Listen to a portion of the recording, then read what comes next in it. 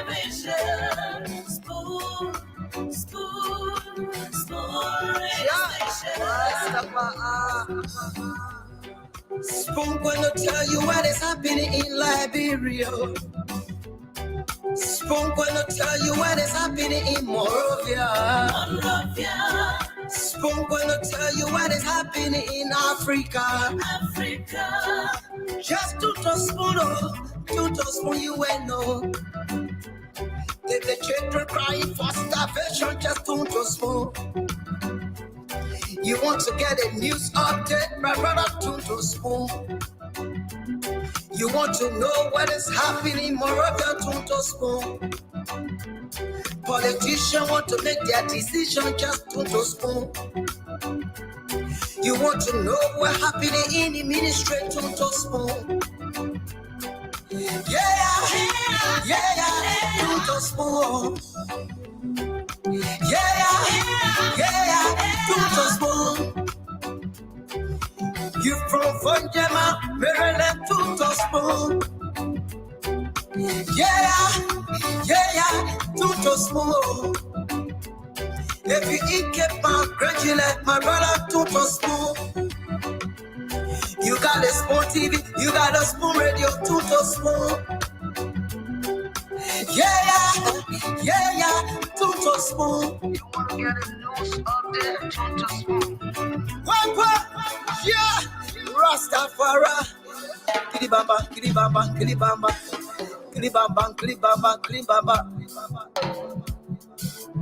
What I want?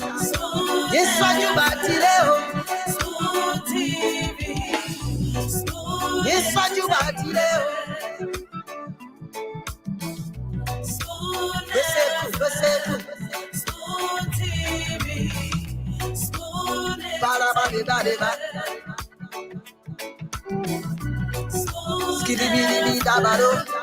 Yes, sir. A special one from the CEO, Stanton with the spoon.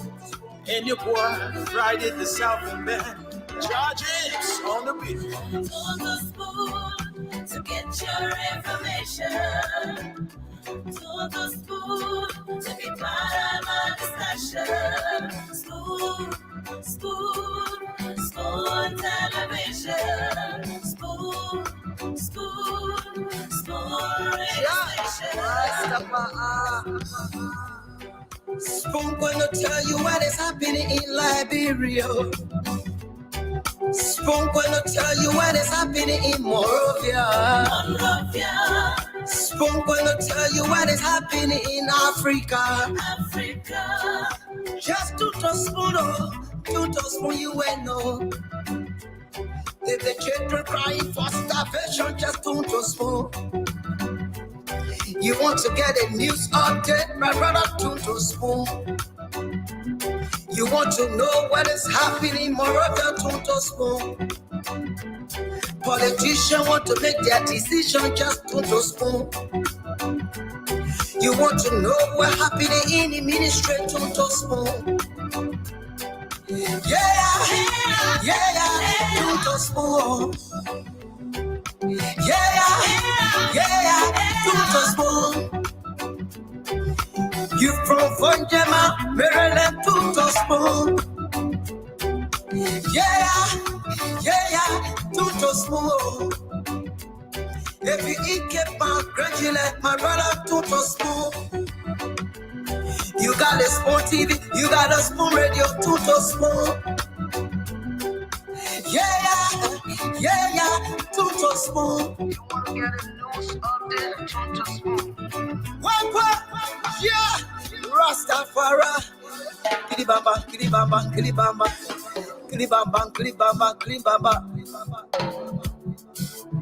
What I want? Yes, what you about today? Spoon TV. Yes, what you about today? The CEO, Stanton with the spoon. And your boy, Friday the Southern Band. Charges on the beat. On the spoon to get your information. To the spoon to be part of our discussion. Spoon television. Spoon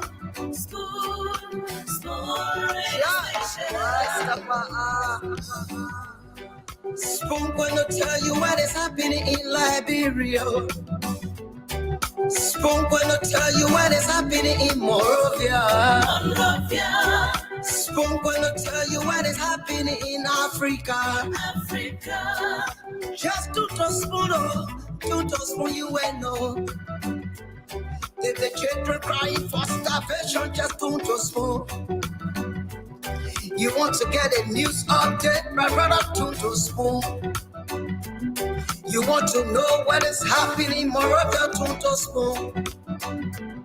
Politicians want to make their decision, just to spoon. You want to know what's happening in the ministry, to spoon. Yeah, to spoon. Yeah, to spoon. You from Funjama, Maryland, to spoon. Yeah, to spoon. If you eat kepa, congratulate my brother, to spoon. You got a spoon TV, you got a spoon radio, to spoon. Yeah, to spoon. You want to get a news update, to spoon. What? Yeah, Rastafari. Kilibamba.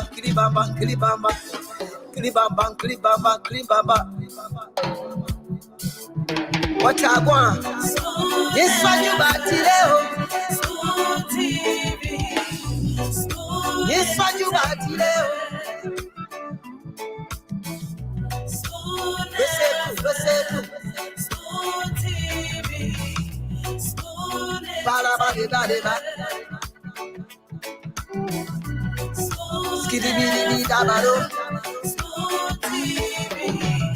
Spoon entertainment. Cool. Yes, sir. A special one from the CEO, Stanton with the spoon. And your boy, Friday the Southern Band. Charges on the beat. On the spoon to get your information. To the spoon to be part of our discussion. Spoon television. Spoon radio station. Spoon gonna tell you what is happening in Liberia. Spoon gonna tell you what is happening in Monrovia. Spoon gonna tell you what is happening in Africa. Just to spoon you will know. If the children crying for starvation, just to spoon. You want to get a news update, my brother, to spoon. You want to know what is happening, Moreover, to spoon. Politicians want to make their decision, just to spoon. You want to know what's happening in the ministry, to spoon. Yeah, to spoon. Yeah, to spoon. You from Funjama, Maryland, to spoon. Yeah, to spoon. If you eat kepa, another fascinating time of discussion is here. You got a spoon TV, you got a spoon radio. Folks gathered around whatever gadget they have to listen to the most informative and reliable platform that gave authentic information that can be used as tools and not to abuse. A writer once said, and I quote, "You are not supposed to be so blind with patriotism that you can't face reality. Wrong is wrong, no matter who says it." Unquote. We are here again. Key national issues will be discussed by the panelists. James Good Diploma is on the other end. Dr. Richardson is in the US, preparing herself.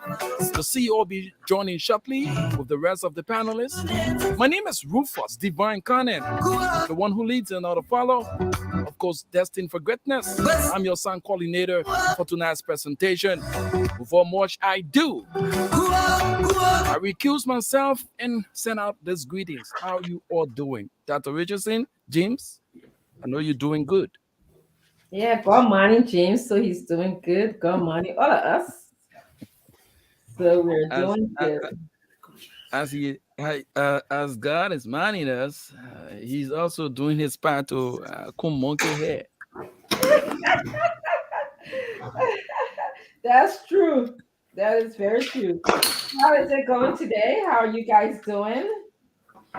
Well, I'm grateful as always that I'm breathing the fresh air of life, regardless of the situation being faced with nationally, personally.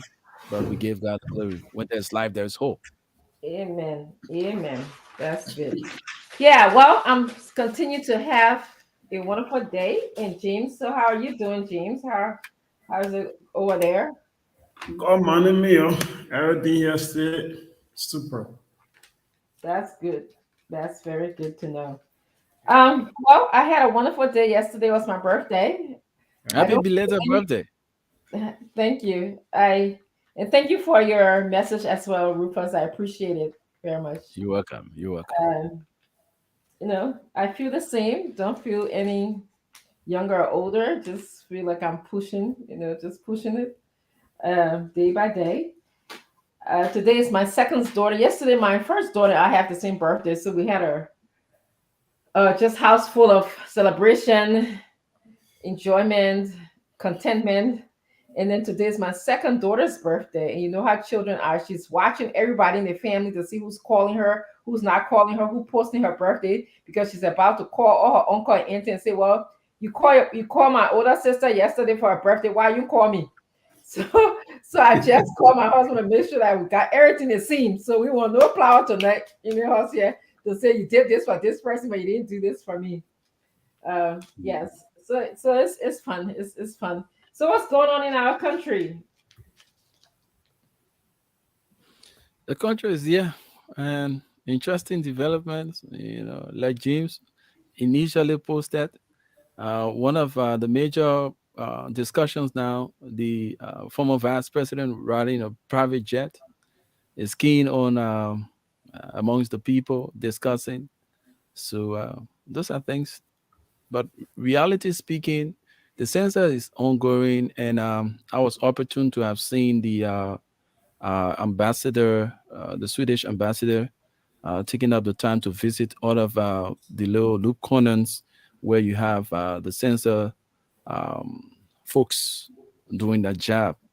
And right before our fence here, I was able to capture some of the conversations they had and had some footage as well. So did anybody ask you questions about, the census? Yeah, my home was visited, and I gave my records. So that's gradually good. we are getting there. Yeah, gradually we are. Just wanted to make sure that you are not just capturing the events around the station, but also in your community as well. So, well, we're getting there. We're behind time, but we're getting there. Good day. Anything in your end? I actually didn't get a chance to follow your post yet. But what did your post say? What did you say? No, he's talking about yesterday. Oh, that yesterday post? Oh, yeah, yesterday I did see. He gone back to yesterday. What you talk about? Okay. Okay. So any other on your post yesterday? Today the legislature adjourned both houses, both the lower house and the upper house, the House of Representatives and the Senate. They adjourned to resume second working Monday in next month. That's January.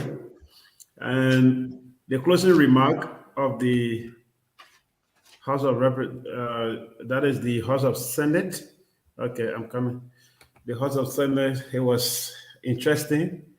It was like a direct message to the US. I know you're going to talk about that, where the president said they will not allow enemies or whoever that will want to violate the Constitution to have their way. People who were accused or who were sanctioned will not be denied from forming part of the electoral process because the Constitution is not in favor of it.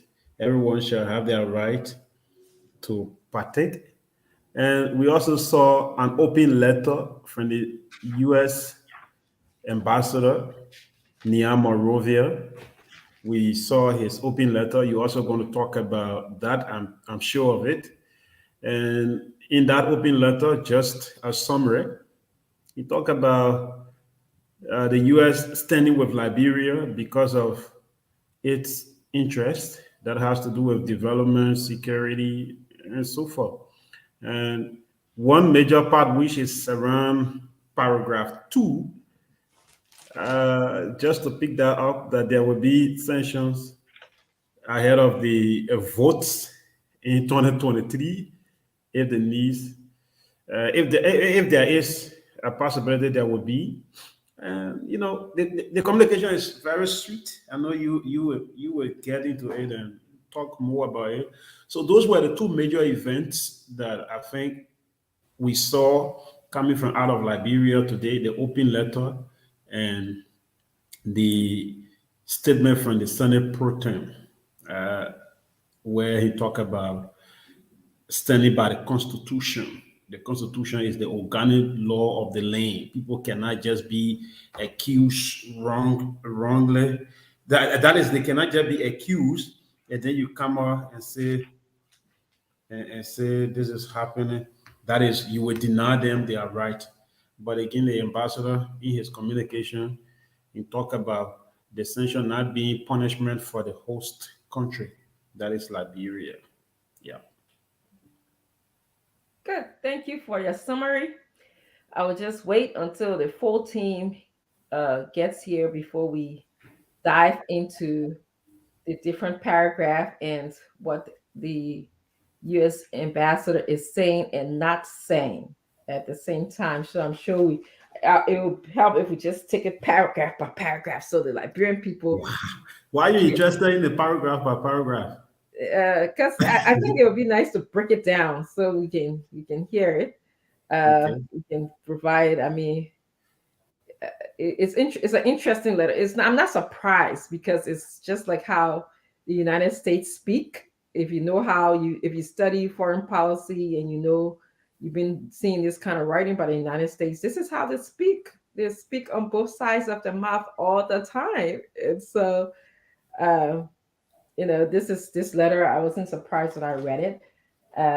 And you have to know, if you live and study the policy for a long time, you know a little bit like what they're saying and what they're not saying. So, and this is diplomacy. This is how a diplomat behaves. They don't come out and tell you exactly, tomorrow we'll do this. They will never do it. If you look at the study of how they got Noriega, how they got Libya, all of those people, how they got Saddam Hussein. You saw how they got them, right? They didn't come out and say, we are going today to get you, or we'll find you today. They'll be talking one thing and doing one thing, be talking one thing and doing one thing. So I'm used to it. I'm so used to it. And of course, politics actually was, I studied politics. I have a master's degree in politics. So I'm very familiar with their writings. And the communication just came out right after the warning. Uh-huh. Yeah. There you go. And keep in mind, the president is here. Diplomacy with states that we make our country accessible to him, make the United States government to the extent that they can appear accessible to him. Watch the keywords: accessible, not friendly. But just as we're just here. So, yeah. So, I want to welcome. If you guys don't have anything else to add, we're going to talk about, there's something interesting that happened, James. You didn't talk about it. The vice president had an interview in Nigeria. Oh yeah, I did not talk about it on a purpose because we already have it on a template. You're gonna be almost you're gonna review the entire interview. Okay, so that's But another. it was beautiful. I listened to him, and he sounded like a man who, I don't know. I don't just know. But again, that is politics. And the vice president is prepared to go all out there and attack the president for the presidency. Just from that interview, you know that he's prepared, and he's not he's not leaving anyone behind. He's going with all. Yeah. Including his former boss, everyone. He's going with all. I will focus my thoughts on the vice president if we get the opportunity to discuss it during the show. So I'll hold my thoughts on that. Actually, so some of I kind of went back and employed my old skill, which is I do that now when I'm training students how to do counseling. We ask them to transcribe a session, and that means word from word, and they have to state exactly what they heard and what they're feeling, the body language, everything. So I attempted to do that. I don't have, so it's very time consuming to do such a work. I attempted to do that with the YouTube tape that I saw, and kind of look at what the journalist was asking, what the vice president answered, and also was looking at his body language. So there was a couple of things that I saw. I hope you saw it, but I want to tailor my one place that I saw that happening was the question from the lady. Correct. From the lady where she talked about food prices. The food prices. The vice president went, the lady was going this way, and the vice president went this way. Aha. Okay. So let's just leave that right there. Okay. When your CEO comes with. Yeah, when you get there, you're going to see it. And I love it. I work on it, right? I love it. They proposed it for everyone to see it. What she's going through, the vice president going through. And at the end of the day, she had to come by and say, Dr. Richardson, I'm saying school TV. Yes. So it's an interesting, and sometimes that can be a gap. People can have that. So, but for you guys, I was looking, you saw how the journalists were, right? They were very interesting. Our country, the way how the world saw, how the journalist was asking questions, I was like, wow, is this how these people see Liberia? I mean, they knew. I mean, they talk about our president, the first guy, I don't know his name, who asked the question.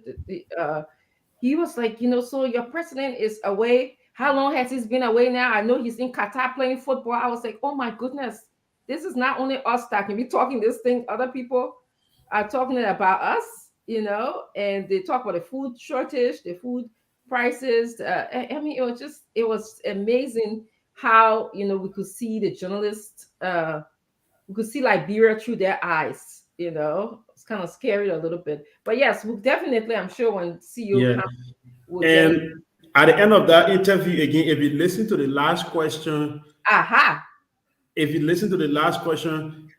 politicians have something they are hiding from us. Because is that the one that put ethnicity? The ethnicity, the question, part of that ethnicity group, ethnicity question rather, where he talked about reading the book, about what the politics of Liberia is. Yeah, the establishment about Liberia. The vice president said yes, he knows it, but they both did not explain to us the establishment. We hope they will explain one day. The day they appear here, you guys will ask the vice president about it. Yeah. Well, anyway, this is I guess the job of a journalist to read up and understand, the country that you're speaking about, and the show did do that. So that's what they presented to us. Stanton, welcome. It's good to see you. We didn't get a chance to welcome our audience, so I'll pass that on to you. I'll circle back to you. But go ahead, Dr. Richardson. Okay. Well, but why is Ken? Calling your buddy. He didn't tell me happy birthday yesterday, so I don't know. Why? Oh yeah, when y'all was singing happy birthday and tell me happy birthday to me, or acting like you didn't throw against me.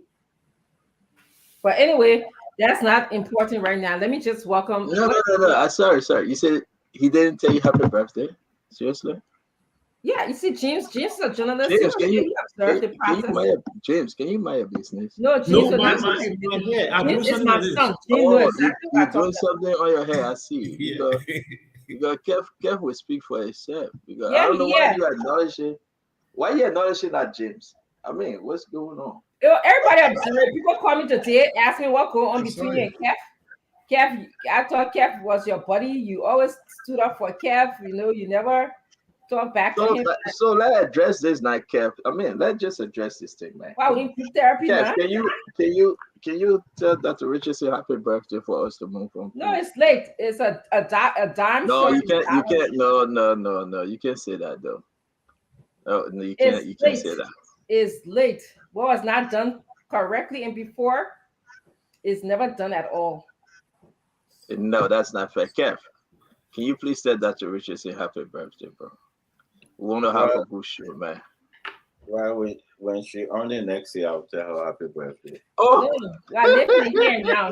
Kev, you know, you study. You tell me that you study psychology. I live in a year and now. Wait. No, we want to give Kev the chance. Kev, what you just said? You said you wait for next year. Yeah, okay. Yeah, I try. You know what? I think I will learn the same thing from Kev. That eventually I will for next year before I tell you happy birthday too. I told you stand so you better be following Kev. Why? Because he can lead people the wrong path. Wow. Once you support George Weah, then you become. Rubina said we have other important issues to discuss. What's that, Rubina? What do you have to discuss? Okay. The irreplaceable Divine Cannon. Rufus, how you doing? I'm grateful. That's all we can be. We should always be grateful. Rubina said, why am I begging Kev? Rubina, I'm begging you. I just let him. I was kidding at first, but it doesn't matter. As you probably know. Declare what's up, soup, woman, the one put them up for maybe that's how it is, my man. Maybe the guy know how to cook, but let me bring my papa Sam Jackson here. Yeah, maybe the guy know how to cook. Don't call the guy soup, clear water soup. This is a national platform. Everyone looking watching our show. Don't do that to Rubina. Rubina is a good sister. So, Kev, before we proceed, can you please send a belated birthday treat to Dr. Richardson? Because we're not moving except you wish Dr. Richardson. No, it's okay. Actually, I don't want Kev, it. can you please send a belated? I don't want it. But Dr. Richardson, hold on now. You know, I don't want it. If you're near me, we'll hold it pinky and we'll go like this. You myself when I color speech. Kev, remember I faced it till I move on by. Dr. Richardson, and I hope you, if you take back, and Kev, just a belated birthday, let's move from back. Forget the explanation, my man. Dr. Richardson, happy birthday. Ain't feeling that. Look at that. She's laughing small. Look at that. James, don't put yourself in people's business. You don't know where the two people came from. You don't know how many times they talk. You know how many or blue moon to Dr. Richardson's house for Kev. He's not welcome anymore.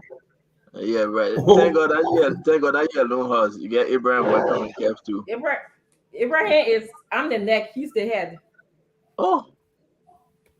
I see why Abraham can go to bed 8 o'clock. But let's move ahead. Oh, Mr. Jackson, how you doing? Well, I'm great. I'm in Southern Africa, in Johannesburg to be exact, in a suburb they call Randburg. I came to check on myself. You know, when you're old, you're supposed to check on yourself annually. But since I'm a cancer patient, 7 years now, so I just basically do a biannual. Every time I feel funny, you know, I just come and check myself. So that's what I came to do. I'm just very happy to be back on Spoon.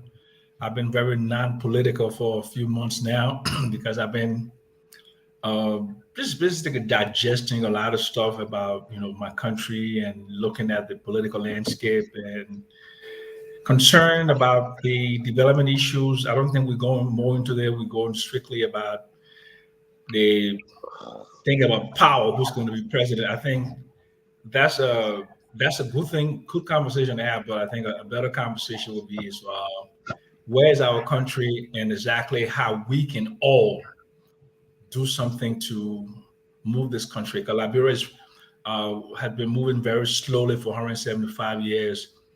Post-war has moved even slower, and right now we're just moving a little bit too slow for my comfort.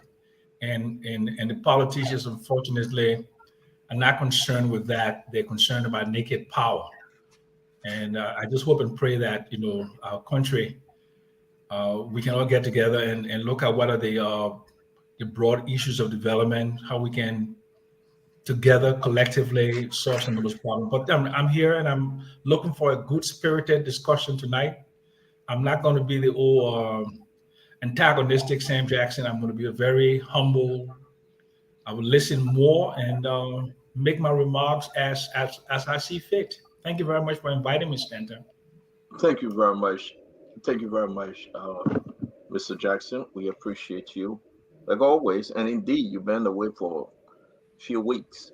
I believe you've been away for 3 weeks, 3 days. I'm trying to catch up the time when I last saw you on another network. But again, it's more than that. I haven't done any. Yeah, the last time I did something was on OKFM about 7 weeks ago. Okay, and that was on OK. Yeah, I haven't been on Spoon for, oh my goodness, for a very, very long time. But I watch it every night religiously. No, I know. It's true. Yeah, so I want to say thank you. Yeah, thank you. Good to have you back, man. Salamatu, good evening. Thank you for joining us today.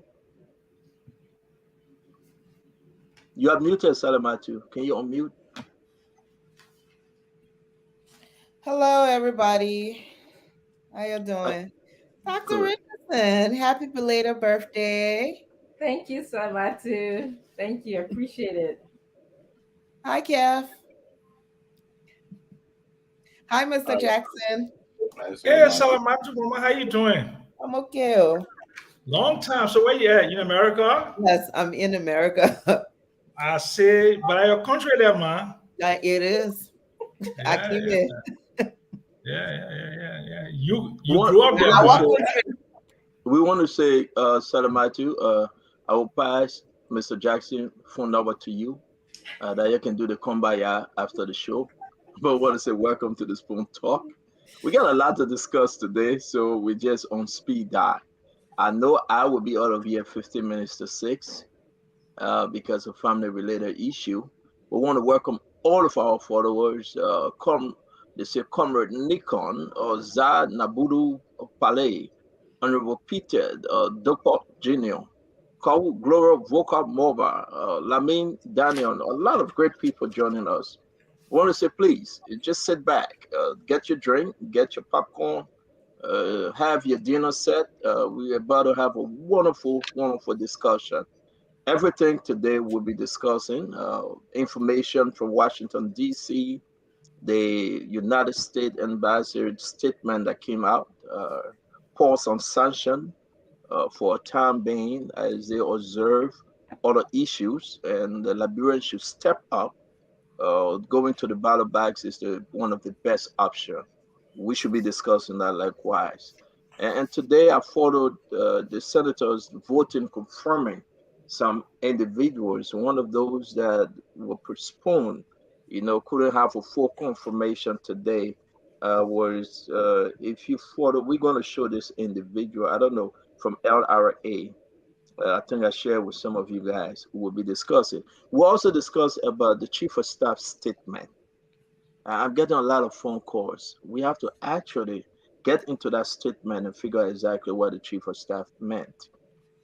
Oh boy, a big show today.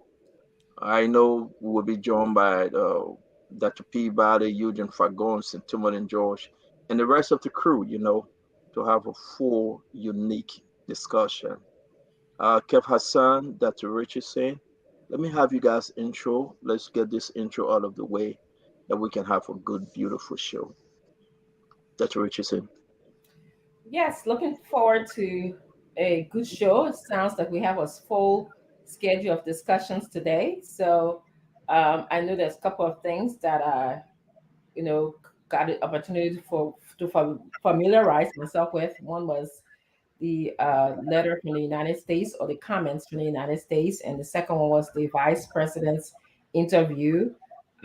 So I didn't get an opportunity to see the confirmation or the activities at the legislature. So hopefully I'll get caught on with what happened there as you guys speak. But thank you. Thank you very much. You also right. The vice president interview while he was in Nigeria. That's a beautiful one. We'll be discussing likewise. Kev Hassan. Kev, you're muted, Kev. Yeah, again, another show, another day.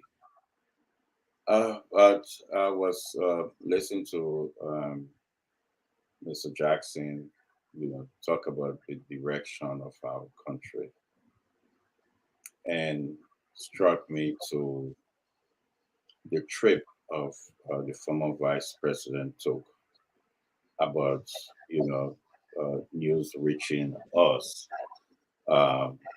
that they met an armed dealer by the name of Duke Indioka Obena, if that's the right name. It's a Nigerian name. It's a armed dealer. What? I didn't understand what you said. Can you please repeat? I'm saying the person they met is an armed dealer.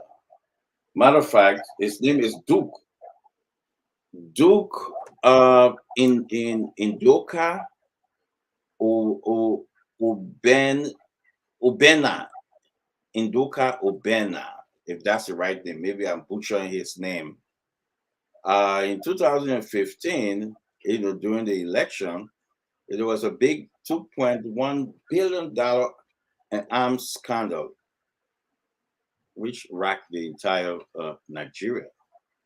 That the person that the former vice president, according to my information, that they met.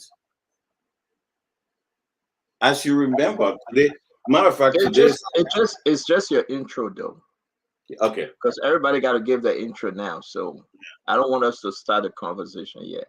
Actually, Stanton, I think were you about to tie in the recent news that we heard about another armed dealer who was exchanged today? Were you about to do that? Because I think that's interesting. Yes, about to that link to this to Mr. Ure and with this guy. So it's something we have to go because it's something we have to go into.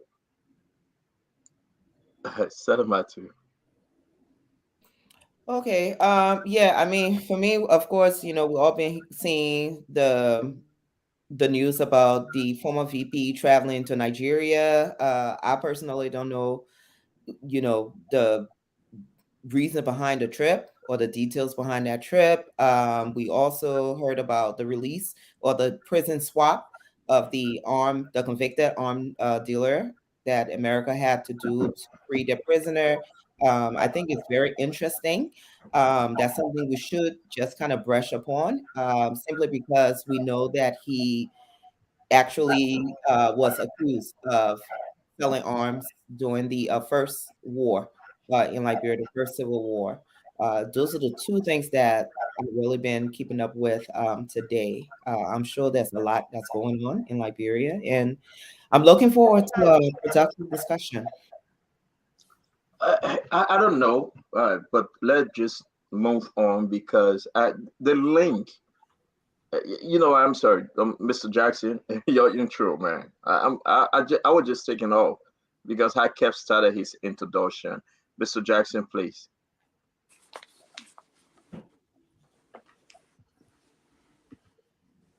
I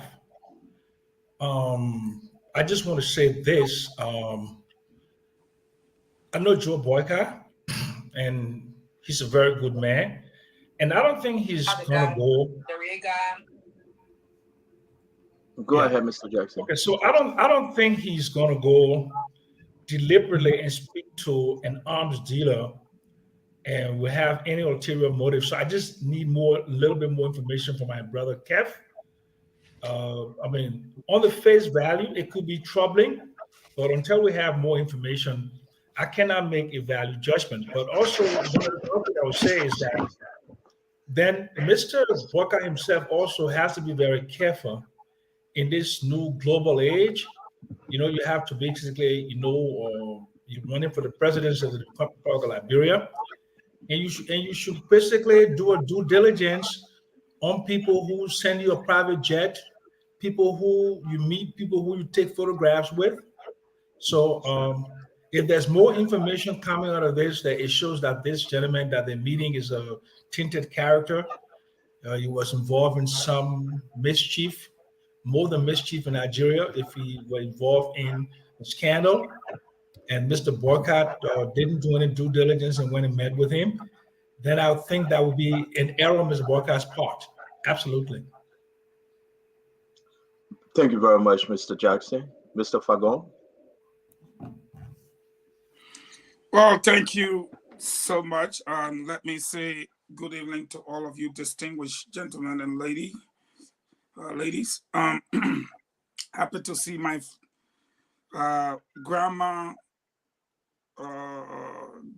grandson, Samuel Jackson. He always reminds me of that his grandfather was dating my great-grandmother. So I'll take that. But having said that, we sat on this platform, and Brother Costa tried to tell us last night that Joe Boakai was a private citizen. And thankfully today, all of the educated people in the country agree with me that he was a private citizen until he became a candidate, a standard bearer / candidate. Therefore, he's subject to scrutiny. I'm interested in knowing the individual that gave him the plane, because I just posted the same plane with President Weah sitting in it. You go to my page, you will see the same interior design. And then Joe Boakai then sitting in the same plane with the guys in the back on the same seat, except that the stuff in the background behind the guy sitting has been changed into a television. So the plane itself, if you look at it and look at the plane President Weah used, we're concerned because one of the guys who blew the trumpet on Ibomath and Eton is sitting here on the show tonight. And we see them in that plane also. So maybe he will comment on that later. I'm also concerned that the man sitting next to Joseph Boakai was involved in an arms deal with not only Gus Copenhagen of Hotel Africa, who is serving a jail time, and Samuel Jackson will tell you for that same thing. And the other man was serving jail time in America, Victor Bout, who was exchanged today in a prisoner swap. I am concerned because I heard they went to Burkina Faso briefly and flew back to Nigeria. And we now know, I think Snow was on your program, CEO, that Burkina Faso is now the base for Russian operatives that have toppled the government in Burkina Faso, Mali, and Guinea respectively. So with that other development, that's two now, today I'm taken aback by the statement issued by the American embassy. So those are the three things that really took my day today. And I hope as the discussion goes on, we will get to a point where we all can make sense of the nonsense. Wow. Folks, we want to say thank you for joining Spoon. Again, James, can you run it? We are on Fabric TV, Spoon TV, Super TV. We are on Fabric FM, Spoon FM, Super FM. You can find us on YouTube, Spoon TV as well on YouTube. We encourage you to invite your friend. It's going to be a very wonderful show. Listen, I thought we're done with the story about Joseph Yuma Boakai flying private jet. I don't know Everyone on this show, just for disclaimer purposes, speak as on their own. They will be held responsible for their own comment made. Again, we got to put a disclaimer out there. I would like to start the story saying everyone have circled around Joseph Yema Boakai, private jet. Let's talk about the private jet issue.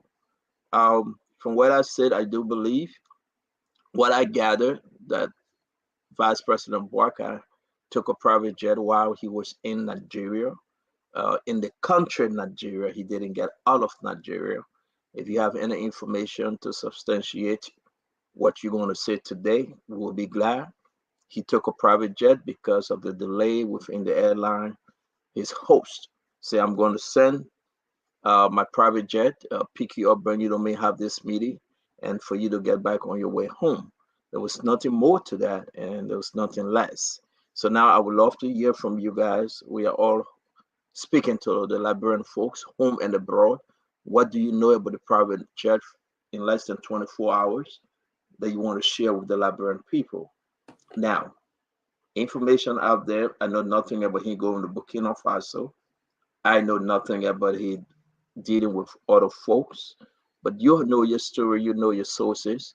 This is the Spoon Talk, but I will defend what I know. He took a private jet in the confine of Nigeria, visited who he went to visit, and he left. Other than that, I know nothing further. Dr. Richardson, please. And I hope for the record that I said reports reaching us. Okay. So I don't know for a fact. So we have to look into that.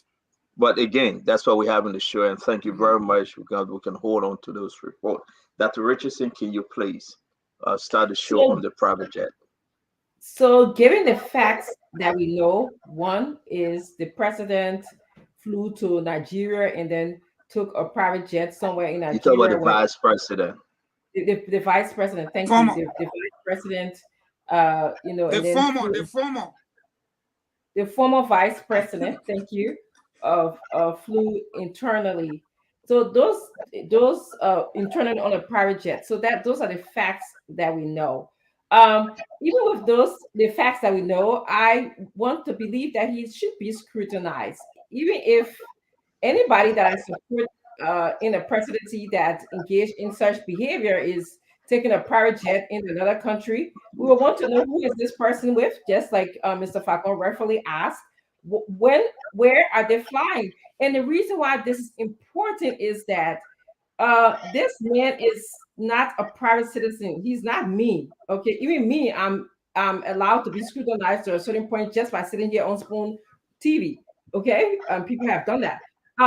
But as someone who's running to be president, this tells us his insight into governance, good governance, how he's going to govern. If you are now rubbing shoulders with people who some might say, I don't know, and I don't want to be liable for this, who are allegedly gun dealers or arm dealers, or even if you Dr. Richardson, I beg you. Dr. Richardson, I beg you. Please, let me ask you a question. Dr. Richardson, let me ask you a question now. Let's just be fair, though. Come on, man. Just say my boy, I never met armed dealers. Just say you, my boy, I had no Kev Hassan and brother Eugene would beat on me. No, just but hold on. No, Eugene, just chill now. Your turn. Eugene, your turn will come. Yeah, but Eugene, your turn will come. Eugene, your turn will come. I want to ask my sister a question. Please permit me. You understand that this would be the kind of politics Kev Hassan and Eugene went the wrong way. There's nothing. Do you want UP to put out a statement without solve the narrative out there that you're saying? Then you can proceed, please. Yes. Let's assume he was with Save the Children. Okay. Let's assume that he was flying a private jet owned by a Nigerian who is involved in saving children, a non-profit organization. He was doing a humanitarian flight. That is still a concern for me because Save the Children is in Liberia, or they might possibly want to be involved in contractual business in Liberia. And if that is the case, there's some ethical concerns. We've been talking about this pay-to-play issue in our country. We need to know who, why, when, how. So why now, Dr. Richardson? He's not in government though. He's a candidate. He's a candidate. Why would you trash him about pay-to-play? This is the best time for us to understand his insight into governance. Because let's say, okay, let's say even he's not even doing, let's say he's with Save the Children, nonprofit organization, which is humanitarian. Let's say he's even looking for money, campaign money, because there's stories out there. He told us, in fact, there's not even a story. He told us that he was broke. How does a broke man then gets income? I'm broke. I'm broke in the United States. I don't have no private jet owner contact. Okay, number one. Number two, and many Liberians do not have private jet owner contacts. Okay, how does a broke man move to a private jet? And then on top of that, tell us that he just stop laughing. You can't do this. Let's move on. We'll come back to you, Mr. Jackson. We'll come back to you, Mr. Jackson. Let's put this into context and to be very serious. He is a Kennedy. But I see no pay to play here. He was invited to attend a meeting, meet somebody, talk to them, bring some goodies home to Liberia. What's the pay to play? Because they offer him to fly on a private jet, Mr. Jackson? When you a presidential candidate, you made your declaration, you are no longer a private citizen, you belong to us. And whatever meetings you're having with Nigerian billionaires out there, we need to know who they are. We need to know what are you discussing and what are the discussions affect our country, affect the election. And bear in mind that we have clear laws on the financing of elections, that foreigners are not allowed to fund elections. So if this is a private meeting on church or circular matters, I think the fact that Mr. Boyka is a presidential candidate, the UP should have stated that he was leaving the country, who he was going to meet, whether we're going to be discussing at least the contours of the discussion. So the kind of speculation that is going on now, okay, with some people saying that he's there cavorting with an arms dealer that was involved in a scandal and all of that. And that is just the problem with Liberia. Everybody wants to hide everything, no matter how innocuous it is. But like when I was coming to the States, when I was a kid, 16-year-old boy, my mom said, don't tell nobody coming to the States. And, and that whole mindset continued to characterize us. If you buy new shoes, you're not supposed to tell the people what brand it is. Look, Joe Boyka is a presidential candidate in a pivotal election 2023 next year. He was vice president of Liberia. If he's going to Nigeria to meet whomever, I think it's important for the UP public relations machinery to at least tell the public that he's going to Nigeria. This is what he intends to do. We don't need to know the details of the discussion with this man, but at least let us know who this man is so we can Google him and find out who he is, what he does, and Mr. Boyka should understand that he will be scrutinized as a presidential candidate. That's just the way it is. Yeah, but with you, Mr. Jackson, you're not going to say on the show tonight that you believe that Mr. Joseph Yema Boyka, former vice president, UP Senate bearer, went to Nigeria to meet drugs and dealers. You will not say this on the show. No, I don't believe that. Thank you. I don't believe that. No ways. I know Boyka. I know his character, and I don't believe he will wittingly. And watch my language now. Wittingly mean knowingly, but he may be unwittingly led to somebody who has a scandal. He may not himself know about it.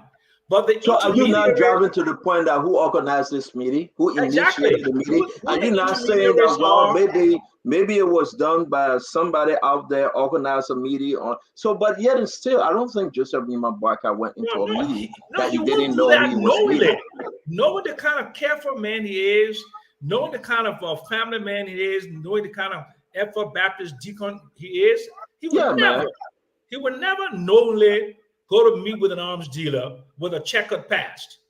But just like you saw a few years ago, my cousin, Dr. Toka McIntosh, was led to Max Brugger, who was supposed to be a Danish journalist, and he was basically fooled into granting this guy diplomatic status.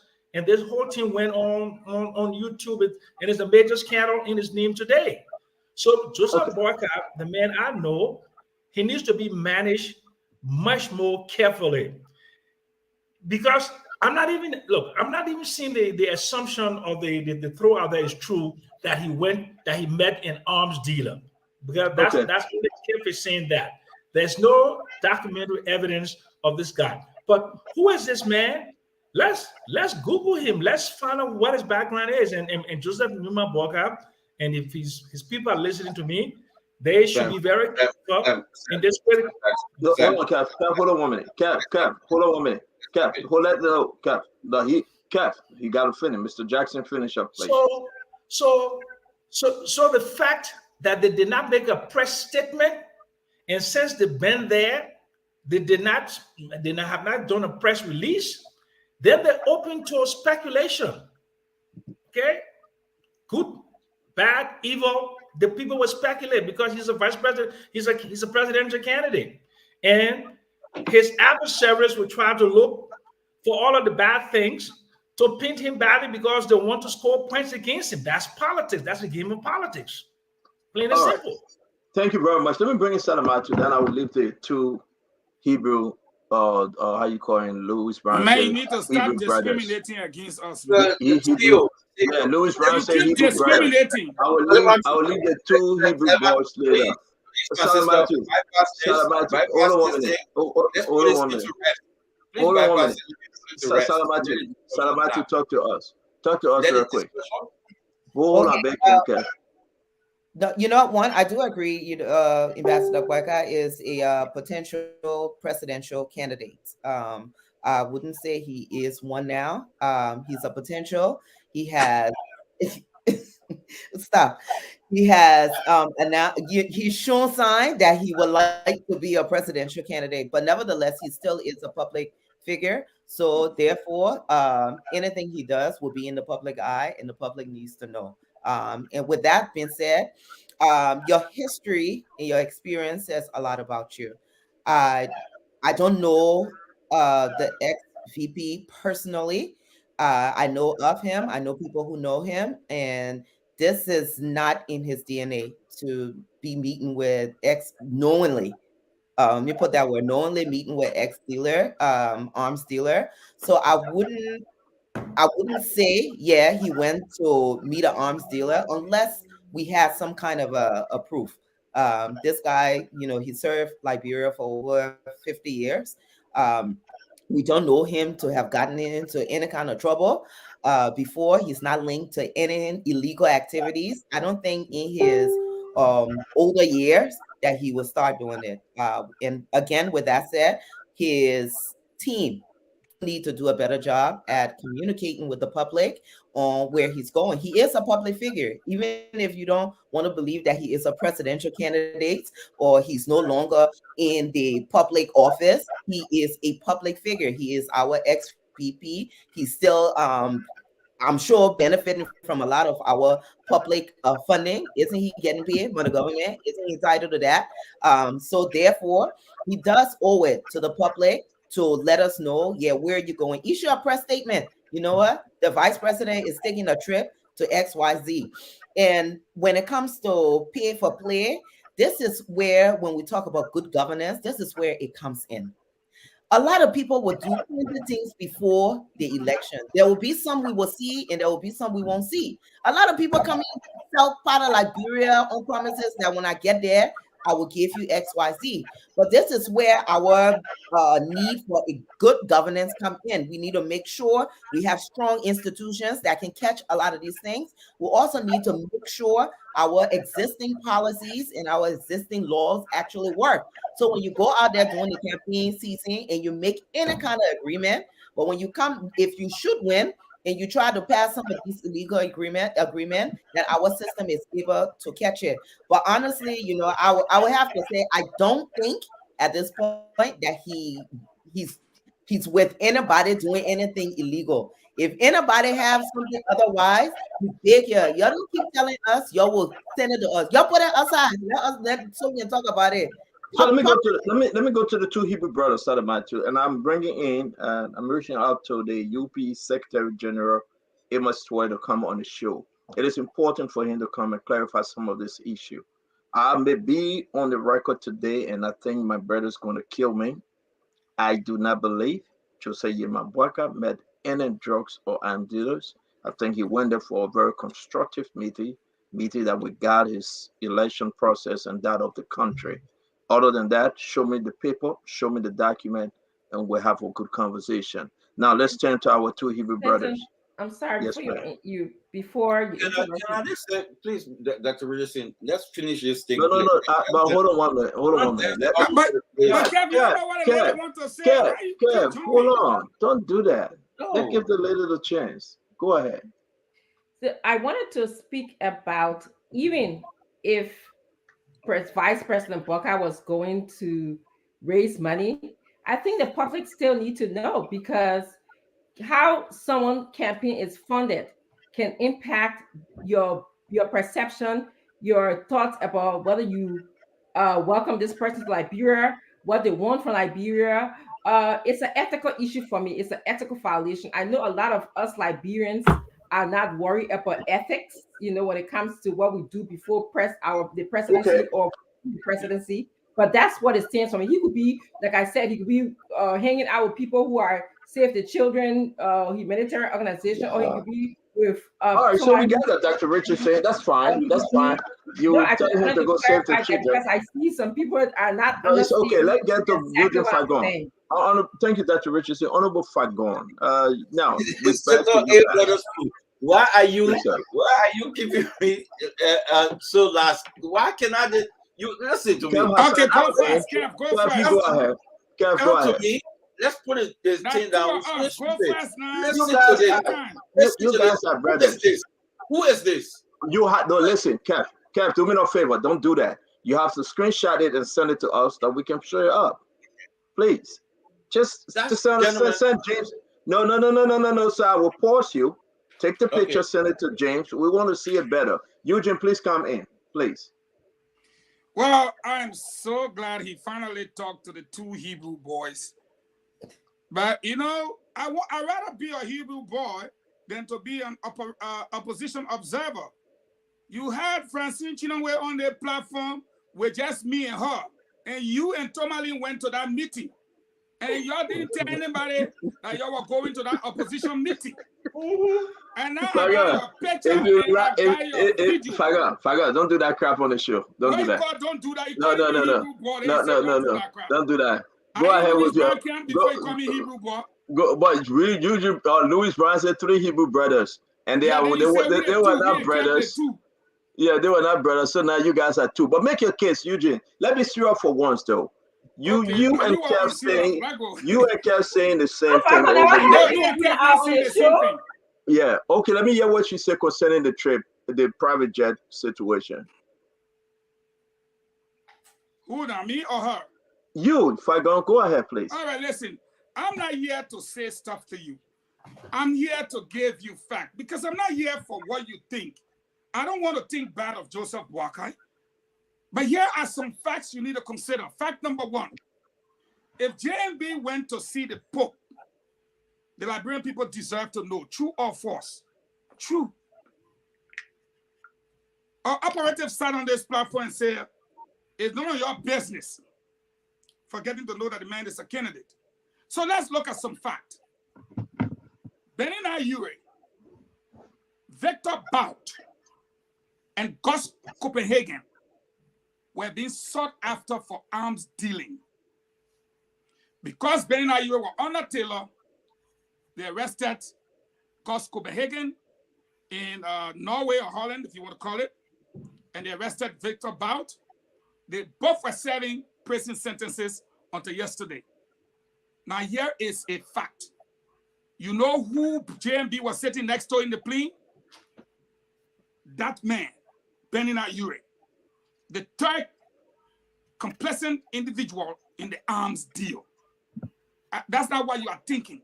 It is a fact now. Now, if we ask, where was this plea going? To whom and why? And you tell us it's not our business. And then somebody tell us, hey, they went to see arms dealer. Then he said, no, I don't think so. The man sitting next to him is on record. Now, the second thing, they went to Burkina Faso, where the Russians have their base. Snow said it. You say, I don't think so. But Victor Bout was a Russian. I mean, it's a Russian. And he was released today in a Russian swap. And as Ure partner. And Ure was sitting next to JMB. Now, we come here today not to think, but to look at a candidate and say when Hillary Clinton was running for president, they went for her emails and Donald Brazil resigned. When Trump was running for president, they linked him to Russian dealings to undermine US election. And you said JMB is running for president. You don't think he's a bad man.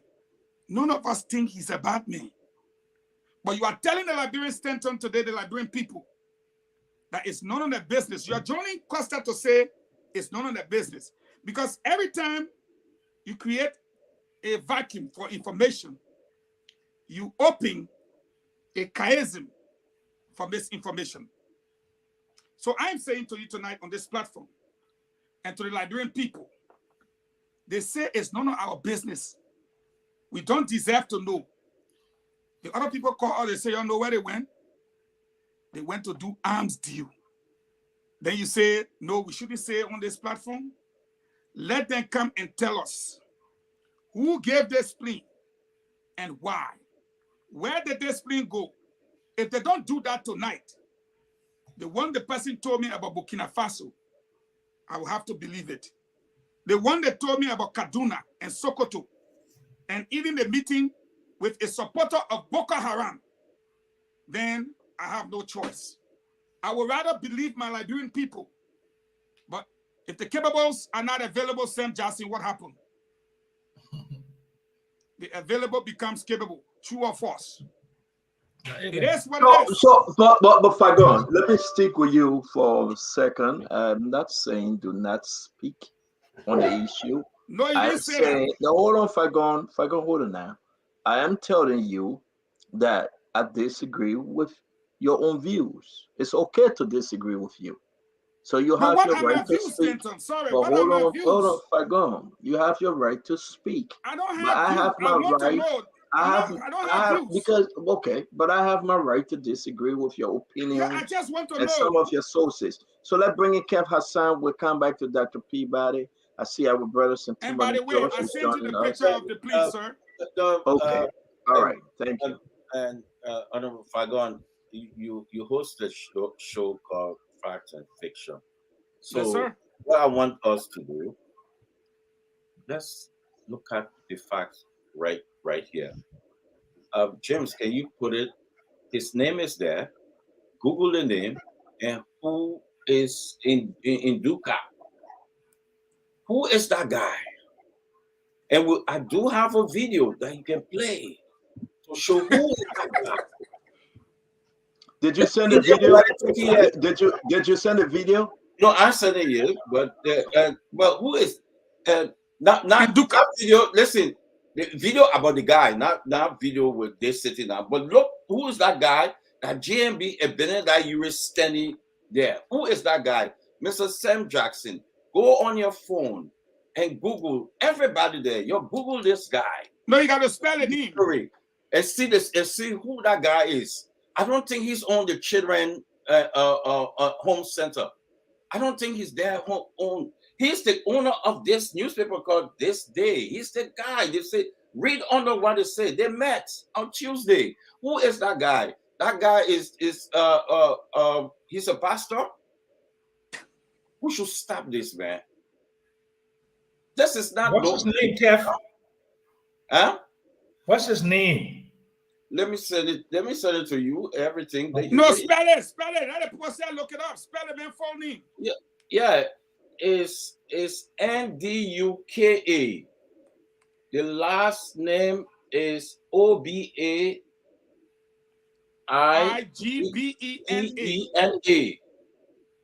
Go and look at our people, Liberian people who watching. You Google this man. That JMB. Kev, let me ask you. Kev, let me ask you a question. Pause now. You came up. What's the date on this newspaper? What's the date, Kev?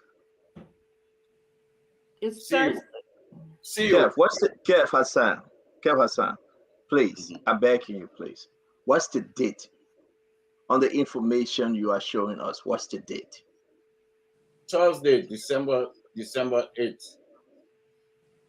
What year? 2022. Can what the guy name again? What's the guy name again? Kev, and hold on. Nduka. OBARGBENA. NDUKA. Not only even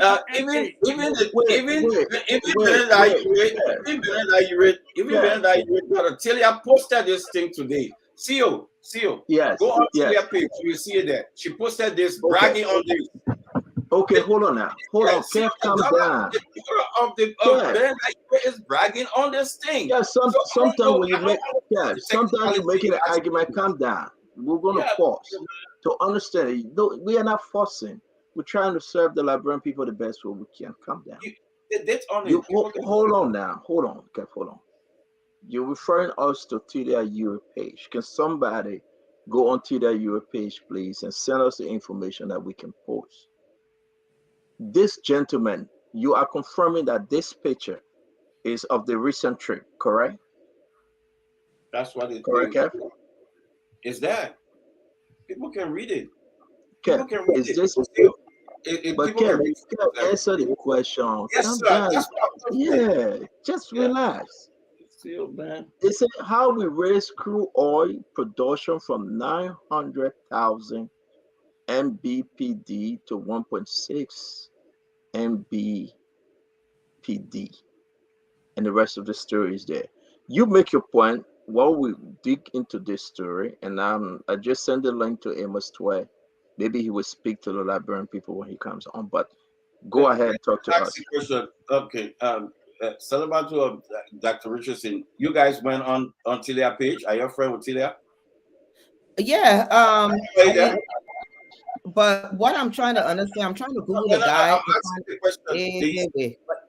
Yeah, we're friends with Telia, but I'm trying to understand what exactly are we supposed to be looking for? That this man is an armed dealer? Okay. Take his name and Google his name. That was I'm Googling it, and they're telling me the man is some kind of mogul and prince in Nigeria. Oh, so you don't. So yes, the thing. No, they want listen, guys. Yeah, well, let me look. He is the chairman of. Listen, guys. He is the chairman of This Day, the newspaper that the article page, Arise Group. His name is Prince Nduka Obagbena. That's his name. Prince Nduka. The last name is Obagbena. So we will all have our say today. We will give our view on this. We're going to go on all the pages and confirm who he met. But Kev, if he met this prince, what's the problem? Who is this prince? Is he in a bad dealing relationship internationally? Is he corrupt? Is he a bad dude? What's your problem that the vice president and Bernard Uribe? Let me finish. Let me finish. The vice president and Bernard Uribe meeting Mr. Obangwini. What's your issue with it? Because this man, people will see it. This man in 2015, you know, he racked the entire Nigeria with an armed deal of $2.1 billion scandal. $2.1 billion, which racked the Nigerian during the general election. You are speaking as Kev Hassan. I got nothing to show. You are speaking from what you are reading from. It's in the newspaper, correct? I'll come and send it to him, Kev. Don't worry. Matter of fact, I can send you a video that incident. Send it to James. Yeah, but send it to James now. Yeah. No, the reason I call you because you question my. Let me tell you, I have a damn good sources. Nothing wrong with this. This man is an armed dealer. You Google it, you check it, it's there. Matter of fact, let me send people act like. Why are you rushing? I'll send a link to the man. I'll let the man read. Let people acting like Tilia page is not existing. Yeah, yeah. She posted it. Yeah, we're not seeing it. Screenshot it and send it, my brother. I'm sorry. In the chat room. I'm sorry, I didn't see it. I said send it to James. Who got to post it? Send it to James. Okay. Let me send it to James. In the chat room. I send it. So pause now. Kev. Okay, guys, everybody got to pause for a minute, please. Dr. Peabody and Sintuman and George, you are heard enough. Talk to us, please. Let me say this. I've just been reading the article about this man. And firstly, Vice President Boakai has a prerogative to travel. If he has friends that will send him plane, they can do that. But the optics, the Liberian folks, if this were some other opposition, of course, folks would want to know, because just the other day we were on somebody because they were living large, or Mr. Cummings were doing certain things, and for the poor people, they're not going to accept that. But yes, he around private plane, and I'm reading about a guy who's considered to be a blackmailer of $2.1 billion and stuff like that. This guy's a blackmailer. So the optics is bad, to be honest. The optics look bad. If this guy has this kind of record, and knowing Vice President, he should not even be with this kind of person. He should not even be associating himself with this kind of person. So I think it's bad, like it will be to any other political party, any other group. People will be out there. They will be talking. Or why is President we are doing this? Why is he with this person? Why is Mr. Cummings this person? Why is Mr. Benedict with this person? We have on the show, and we have grilled people on the show. We have grilled them. So the optics is really bad for the Vice President to be up there with a blackmailer. It's bad. All right, thank you, Dr. Peabody. Sintuman and George. Well, first of all, we should have evidence to that if the person is somehow a blackmailer or whatever the case. We couldn't just read things. The person should be on list of criminals or so forth. What we have is we can find them. He won't be free in Nigeria today doing business and involving a lot of lucrative ventures. He won't be that. He will be somebody wanted on wanted list, be black on the list of people that we should be afraid of and so forth. But we should be careful, because if we start talking about people meeting about certain people, there are some people have met that have worse record than this guy they're talking about. So we'll be very mindful. So when we say that some of our friends don't understand the nitty-gritty of Liberian politics and our politics, and we say with a lot of our interest, because we know what we're talking about. And some people just starting this thing because we've been around. We've been with the system for a long time. We know exactly who people have interacted with. So let's be very mindful when when we put the fingers, because this man, I'm seeing, he's a chairman and editor-in-chief of This Day Arise Media Group. Okay, and until I can see a conviction where he was convicted or something that he was linked to, that he was convicted, I will not cast expressions on him, on his character, and the former vice president, he has a right to meet whoever he want to meet. I mean, especially once the person is not a threat to national security or so forth, he can be the one. He's a private citizen. So, and instead of discussing the former vice president trip, I understand he's running for president. We agree, but we should understand that election is coming and people will be traveling here there with different means of travel, private jet, whatever the case. But once it's not our taxpayer funds, I don't have a problem with this at all. And I think it is his right to visit Nigeria and to meet his friends. So I don't know.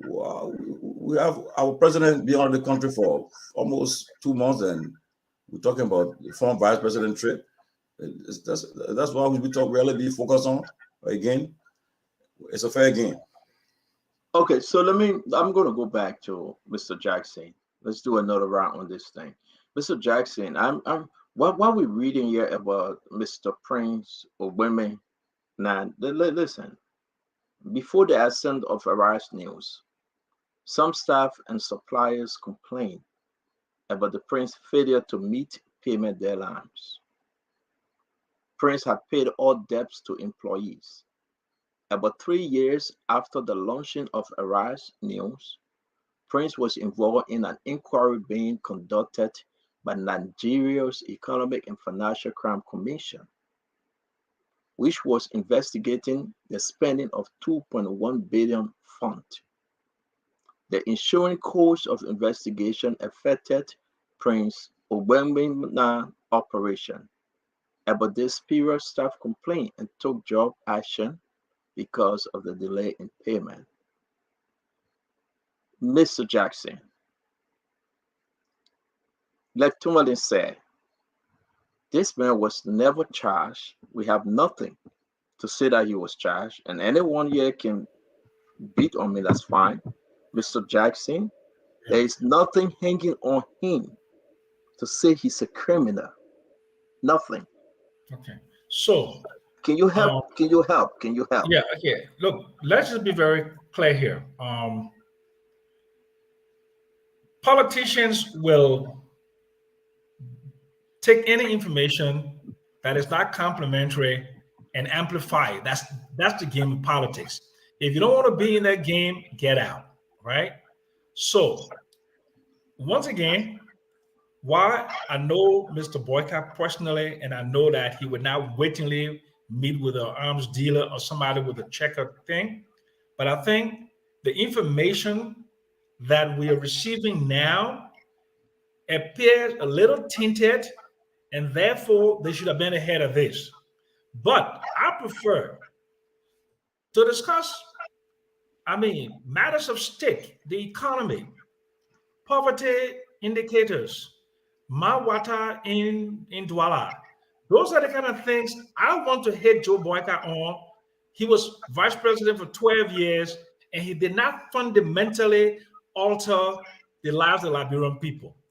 And I'm willing to discuss the fact that over the last 5 years, there have been quantifiable social economic development in Liberia based upon the Human Development Index, the decrease in the Well, we'll come to that. We understand, but today we are talking about this trade. I just don't want us to. I just don't want us to move the angle, Mr. Jackson. No, I'm not changing the angle. We will come to the. I'm saying to you the weighty matters of state that I prefer to discuss, that we can grill and grind Joe Boyka on, okay?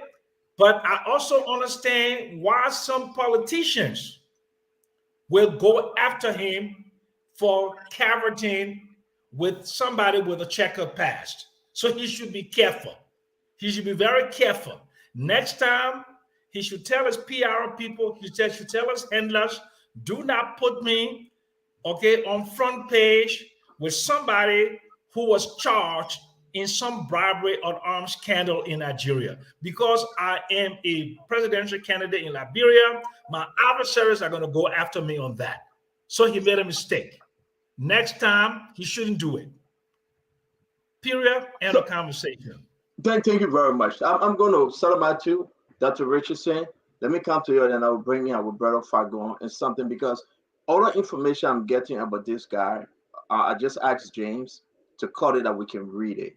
Concerning on the Nigerian-owned newspaper, it is important to note that EFCC squeezes a women ban over Naira 670 million received from Dasuki. This is about some armed dealing. So as much as we got to be careful, we got to explain what we say.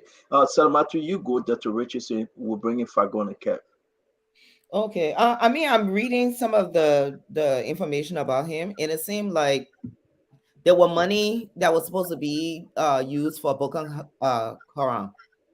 And instead, it was illegally given to a lot of the newspaper, such as his. Initially, I think he denied it, saying that he didn't know anything about it. He had traveled, but they ended up questioning him about it, and some people actually got in trouble for it. But the bottom line with our ex-vice president, he wants to run for president. He has every right to travel and go source support in various ways that is legal.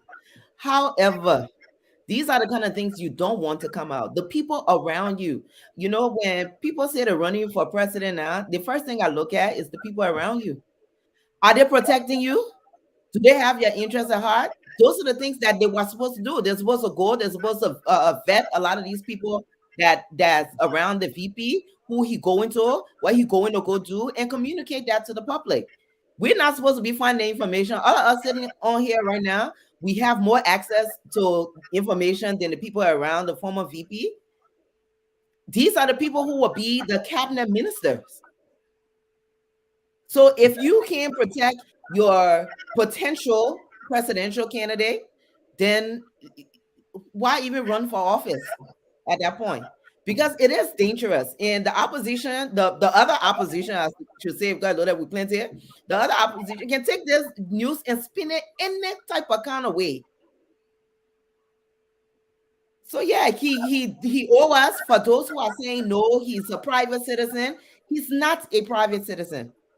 He's not. He is a public figure in every which way we want to cut it. He's a public figure, and he owes the Liberian people to communicate with us. He owes us that. He is still getting money from the Liberian people coffers. He's getting money. Thank you. Dr. Richardson. Okay. Yes, as we all sit here, we are getting information about this Nigerian Mongol. My issue is ethical violation, conflict of interest, and how that relates to the economy of Liberia. Somebody say, how will this affect my Mary? When Vice President Bokar is in Nigeria pressing flesh with these rich people, these people are business people. Today or tomorrow, when they want to spread their business wings, whether it's in Liberia or another country, or specifically if it's in Liberia, and President Bokar happens to be the leader of our country, they're going to contact him. Does he have mechanism to tell us, say, okay, these guys, I met with them, but I have a mechanism to prevent any kind of bias or my influencing their contract to come to Liberia? How does it affect my Mary? Would they be taking the business out of my Mary mouth? So that is my concern. You saw we had him speak on Arise. Arise, we just learned, is owned by this Nigerian Mongol. So I sit here and believe everything that I saw on Arise and how the vice president performed on Arise. If Arise, because Arise is owned by this man. Is it possible that he could have told his journalists, be light on Vice President Bokar, go easy on him because I know him, he's my friend? Or is it possible that he has said, go hard on him? So right now, I saw the interview it got me having second thoughts about the interview. Was this interview staged? You know, because now I know who owns it. When I saw Arise, I didn't know who owned it until now. So, but you have to look at these things. These are all ethical issues that we need to be familiar with. We need to be concerned about because it has the potential of affecting our economy tomorrow. When these foreigners come to the country and say, I need to get this contract, and a president who is also a friend of theirs cannot say, I have mechanism in place so we can have a blind selection process, even though I met with this person, this is my friend, then our country is doomed. Our country is doomed. Because if you tell me another thing, and lastly, if you tell me you do not have money and you're poor and you're going to seek, let's say the least you are seeking money, which all candidates do. That's the least thing you are doing. In the future, somebody who gave you money can possibly turn to play for pay. It can possibly turn into that situation very easily. And on that note, I think we need to take ethical conflict very seriously in our country. We got dinged by that by the American government. That was something they mentioned, pay for play. Because we have Thank you very much. Because we have our Minister of Presidential Affairs said that he received money from business organizations. Thank you. Thank you, Dr. And that's one of the reasons why we got dinged. Thank you very much, Dr. Richardson. Let's put up some of the information that Kev and Fagon can come in. We'll do it just the best way we know how. The Guardians from Nigeria by Abu City, Musari Abuja. EFFCC squeezes Prince over Naira 670 million received from the Suki. I want to show this thing before we can bring in Fagon. Then Kev will be last. This is Prince, January 2016, January 27, 2016. If you follow the story, let's read this. Then Fagon, you can speak to us.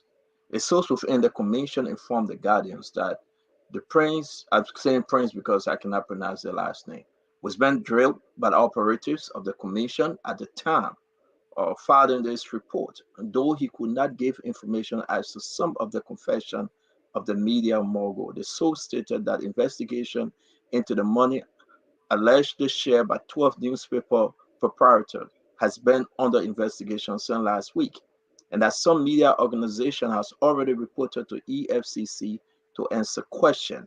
Let's go just a bit further concerning what he said about the chairman of this newspaper and president of the newspaper proprietors of Association of Nigeria was squeezed for several hours yesterday. So they investigated him. Fagon, I want us to take it from there. Let me bring you in because you guys reporting this story. Let me bring you in, Fagon. Squeezing him to this kind of scandals, Fagon. Unmute yourself, please. Well, let me say this. You're just looking at one. There is a dossier on this man. And thankfully, there is one from London where he was banned for 7 years. He took an appeal, and the court further drenched the appeal and said that the 7 years was just. Now, I love Joe Boakai. Joe Boakai is a respectable old man.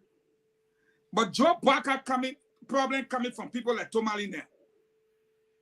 And I say this to mean that Tomali sits on this platform and say, no, you know, this thing about Joe Boakai and these people, that's not something we can.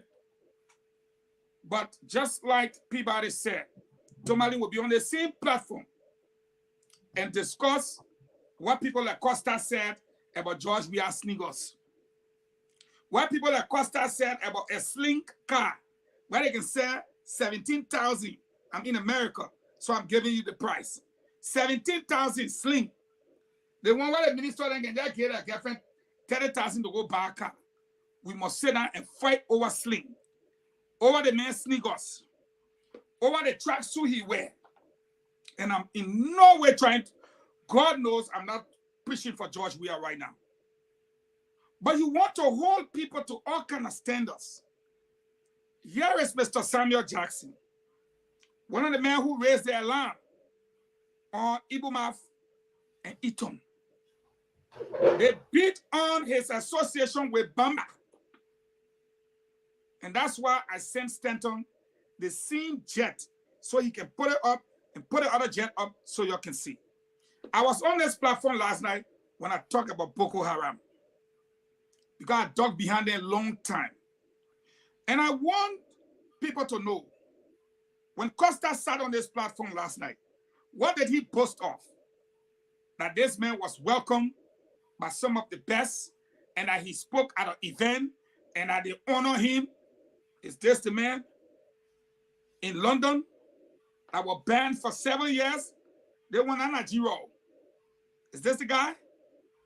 Well, what I'm saying to you, Stanton, is this. The person to be afraid on this platform should be you, Stanton. Because part of this deal, this man was striking with people like Uridium, who own LRB 24, and what other radio station is, or Voice of Liberia. You the one own Spoon TV, Fiber FM, Super FM, Spoon FM. Who knows what deal this man was striking to come and clear you from the media landscape and bring all his stuff? Then you say, now, yeah, we talking. You say you don't think Joe Barker. But what about you? Say you asking all of us. What about you who was sitting next to him that was listed by the United Nations and sanctioned by the United States? You don't think he can do a deal, right? And his daughter was there, Tilia. You don't think she can influence a deal, right? We are not against old man Joe Barker. If anything, we're trying to help him. Oh man, watch your surrounding. Watch the place they carry you. Look at the people you're meeting, like Samuel Jackson said. If you guys don't want us to talk about things like this, and you don't think it can happen, we will accept your opinion, because that's what democracy, freedom of speech, and all those things are all about. But don't try to say we shouldn't be bringing things that you will not believe. You don't have to believe it. But the British people believe it, and they ban him for 7 years. But Fagon, I think this is the best you do. Nobody didn't. Well, we didn't say don't bring stuff. I say if you bring your stuff, it's up to me to believe it or not. I want to tell you exactly. So, but I didn't say don't bring it up. I didn't say don't bring it up. Don't bring it. Exactly. So try to end. People's skin. Try to end. Don't come disturb our man. Let me finish. Let me learn. Now you laughing. I told you I'm incorrect tonight. Now, let me tell you now, Stanton. The reason why I'm going after this thing is because of you. You're my brother. This guy is a media mongrel. And right now, the only media mongrel we have in the Republic is Stanton A. Witherspoon. True or false? Now they're holding meeting with a Nigerian media mongrel. You think I should sit here and allow it to happen? But I will close by saying it is not what you think. It is what the British government have done. They banned him. He took an appeal. They enforced the ban for 7 years. His government have investigated him on different issues. And you know who came there? That Yure and his daughter. I don't want to say it. They carry him. They carry the paper there. And so I'm saying to you, we will discuss the paper. We will discuss. Let me ask you a question, Fagon. I would ask everyone to just pause for a minute. Let me ask you a question. Mm-hmm. Joseph Yiman Bouaka met the prince. Joseph Yiman Bouaka, you know, he was on the prince's private jet. Excuse me, you confirm that now? No, but it's confirmed that's the prince now. Come on, let me move. No, let me go. No, 1 minute. Let me move. He met the prince. We all say okay. He was on the prince's private jet. Oh, you're making the story that this prince is X, Y, and Z. I'm not afraid because another individual, if there were the discussion come in the country to have another media mogul writing, I'm not in this thing for life, so I'm not afraid. But let me say this to you, my brother. It is important to know. Alexander Cummings was on the arrest as well. Alexander Cummings, they never disclosed whether he met the prince or whether or not he didn't. I want you to be fair and balanced with your fact and fiction. When Alexander Cummings went on a rise, we never had this conversation. When Alexander Cummings went on the rise, they never tell us whether he met this same prince. Then when he went on the rise, they never told us whether he flew in the prince's private jet. My thing to you, be fair and balanced with your fact and fiction. Right. Speak. I just brought in Alexander Cummings' name because we'll be playing the Cummings clip on the rise. Tell me you're different in opinion. Go ahead, talk to us. Thank you very much. 30 seconds. Now you see, if I was to, just as you brought in all these bits of information, you know how you will feel if I saw and I said to you, I don't think so that he did that. I don't think Cummings was on Aras. I didn't see him in a private jet, and I don't even know if he met the prince. But if you're able, like Kev did, to provide the facts to the Liberian people tonight, we will discuss it. And what I'm saying to you, that's why we call it, how in Liberian we say that Sabi monkey. The man went to the place, the man not show nothing. The man even talk. You see no picture come on, nothing. No, he was on a rise. We got the clip. We got the video. That's what I'm saying. Minister Fagon, let me come here and say this. And you Okay, come to bring it up? No, yeah, let me say this. I think what Minister Fagon is trying to say, sometimes we have to look at the individuals too around us. Because he pointed that, okay, you got Bernard Ayuri, who is known for this. He take Bernard Ayuri, take Joseph Boyka to this guy. Yeah. Maybe the VP don't know, but because of Bernard Ayuri's past, they will look at arms. Yeah. And not so much that Alex Cummings went on an interview. You went to the studio, he meet a man, and I think what Mr. Falcon is also saying, when he did interview, he didn't kind of announce it. When he did interview, who heard it and heard it? They call it swear. Yeah, and he moved on there. He did interview. He didn't go meet the man accused of taking money that was meant for Boko Haram and no known person who is been around armed dealing took him to do the interview. I think it's completely two different things. I understand, it's political. We want to compare the two, but if that's like black out people, if they're listening, let them take it with a grain of salt. Before you go, let me bring Kev coming. Minister Fagon. Minister Fagon. Hold on, Kev, hold on. Hold on. Go ahead. Stanton, when you play that tape for us tonight with Alexander B. Cummings or meeting this guy or whatever you have to bring forth, what I want to say to you is that Cummings is also a candidate. When people come last night, the reason why I'm going to close on this note, when you ask Mariah, you got any question for Costa? No. Tomali, you got any question for Costa? No. Dr. Francine, you got any question for Costa? No. So me and Kev said it now. So you see what can happen if you got your political party and you fight for yourself, or you don't say things, we don't know and we will not talk. That's all I'm trying to make you understand tonight. Thank you very much. Kev Hassan. But what you put on that screen that you put, just look at the third paragraph. Okay, you put it back on. I mean, you gotta tell James he controlling the thing, bro. I'm sorry, James. Yeah. I'm seeing you, James. James, can you put that from the Guardian? Yeah. I think the third paragraph. Is this one? No. Let me see. Okay. Yes. Okay. I want us to look at that part. It says it will be recalled that the prince, in his letter written to the EFCC last December, had admitted receiving 670 million naira from Dosuki as a compensation for the Boko Haram bombing. He admitted it. No, but you got to continue now. You He got to admitted continue. it. Don't stop the Boko Haram bombing.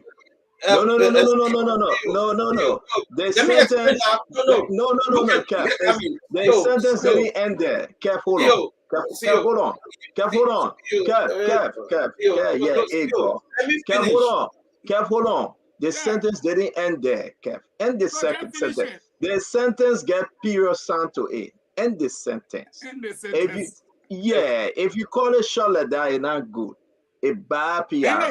Let me read it. They say it will be recalled that Prince Obed Bina, in the letter written to the EFCC last December, had admitted receiving Naira 670 million from Dasuki as compensation for the Boko Haram. Now you continue for the Boko Haram bombing of this day offices in Abuja and Kaduna. That's what you should have said it. He received the money because they bombed his offices. Now that he received the money on behalf of Boko Haram. Now you can proceed, Kev. No. I disagree with you. Read it further. That's 12. No, they're not your office. No, listen, brother. I'm begging you, Fagon. You get 3 AA degree. I get only 1 AA in nursing. But you have to share this let's money just among go 12 ahead. newspapers. But I agree. But I want Kev to end the sentence. The sentence right here say, this sentence, where they get a period, they say in Kaduna, period. Now you proceed. But I wanted to correct my brother Kev when he said, in a letter written to EFCC last December, had admitted receiving Naira 670 million for Dasuki as compensation for Boko Haram bombing of this day offices in Abuja and Kaduna. According to him, Naira 120 million was given to NSPAN from the money for onward sharing among 12 newspapers. That's it, right? But I wanted to direct my brother, don't call it shot. If you enter Boko Haram, it means the man received money for Boko Haram. That's not why they were saying. But Kev, proceed. But who is Dasuki? No, you will hold on now, Fagon. Kev, please proceed. This is a good PR for the. I don't know why they're not coming on. I don't know why they're not coming on. I sent Amos the link. He said the link not opening. So let's go ahead. Somebody got to help Amos open the link. He said the link is not opening. You see, a few minutes ago, everybody know I'm not a fan of Mr. Cummings, but you throw in Mr. Cummings appearing to a radio station which is open to everybody. I can go there, appear. Nothing wrong. No link. No link. We have a dossier on this man. Imagine if this man was linked to Mr. Cummings, I would call for his head. If this man was linked to Judge Manawia, my brother told me to call for his head. People will call for the Judge Weah head. You won't call for his head? What are you talking about? You heard what you know exactly what I'm talking about. You just met Joe Weah a few months ago. You know Joe Weah, so don't talk that crap about me. Sorry, go back. Sorry for interrupting you. You have to follow. I'm talking for your guy. If this guy was linked to Mr. Cummings, I will get what I'm saying, guys, it's my time. What I was saying that we cannot attack Mr. Cummings because he went to that station. There's no link. We have link of JMB. That's what I'm saying. So I want you to stay within that line. That's what I'm saying. So I would not attack Mr. Cummings for entering that station. That station open to everybody.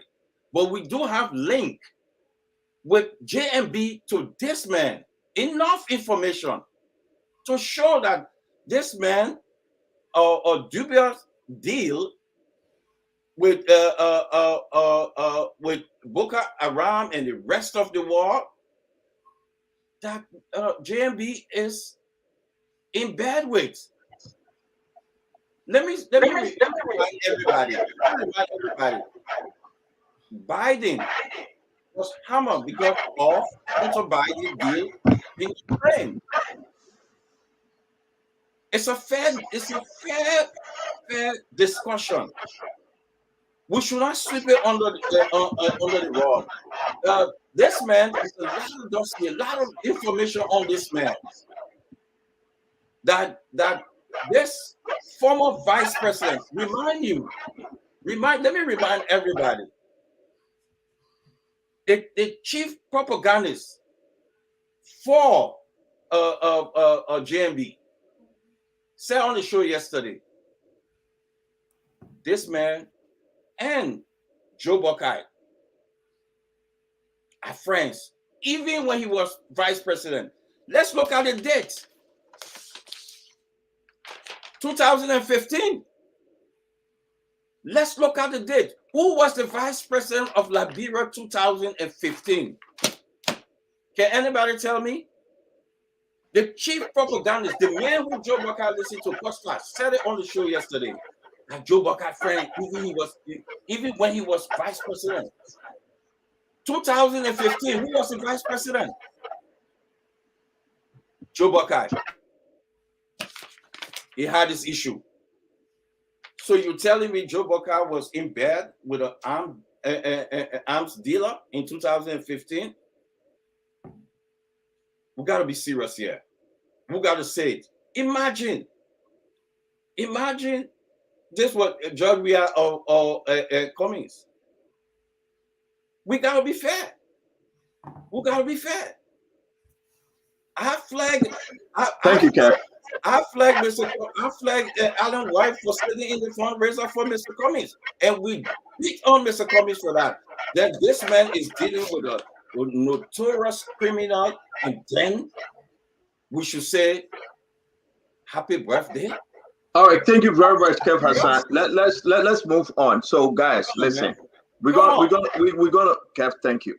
We're gonna wrap this thing up. Okay, come on. Now, Dr. Peabody, I'm coming to you, and St. Thomas and George. Let's try to wrap this thing up. We have other important story to tell. Kev Hassan and his dear brother A.B. Fagon have made the case against the reason why they believe this visit was a horrible one, and this week will be a horrible week for JMB. Now folks begin to understand that this guy is just not an ordinary guy. This prince, he's been willing and dealing for the long time. But I hope we can hear from the UP folks. I hope they can put out a statement like Samuel Jackson said, because this thing will call for an attention. Liberians need to know who set up this meeting, who took Joseph Yimabwaka to meet this guy. Was any background investigation? Did they do anything to inquire about his whereabouts? Who is he? Was this unknown to Joseph Yimabwaka? Because if you go to Costa said Joseph Yimabwaka been knowing this guy since he was a vice president. So Liberians need to know, as much as the Liberian people yielding towards the old man, something is just not right. And I think UP owe the people explanation than to brush it off. That to Peabody, I'm getting a headache. And the text messages I'm receiving, the phone call that is coming, I think UP need to speak and need to speak very loudly. As you said, by the way, let me say this. I think I listened to the vice president interview. It was a great interview. It was good. I listened to the interview. It was great. I don't feel that it was planned. But let me say here that he may have not. Well, I can't even say that because somebody said that he'd known this man a long time ago. But I think if this was some other political party, we will bounce on this thing here all night and we'll have all kind of comments. But I think based on what we have read, what we have seen, like Mr. Jackson said, I think Vice President Barker needs to be careful who he's meeting. I think next time he needs to do his due diligence, who is this guy and what's going on, what they say about him. That my only concern I have here is that the optics was bad based on the information that we have on this man. It was really bad going out there and meeting somebody who is a blackmailer, who has been involved into a lot of scandals.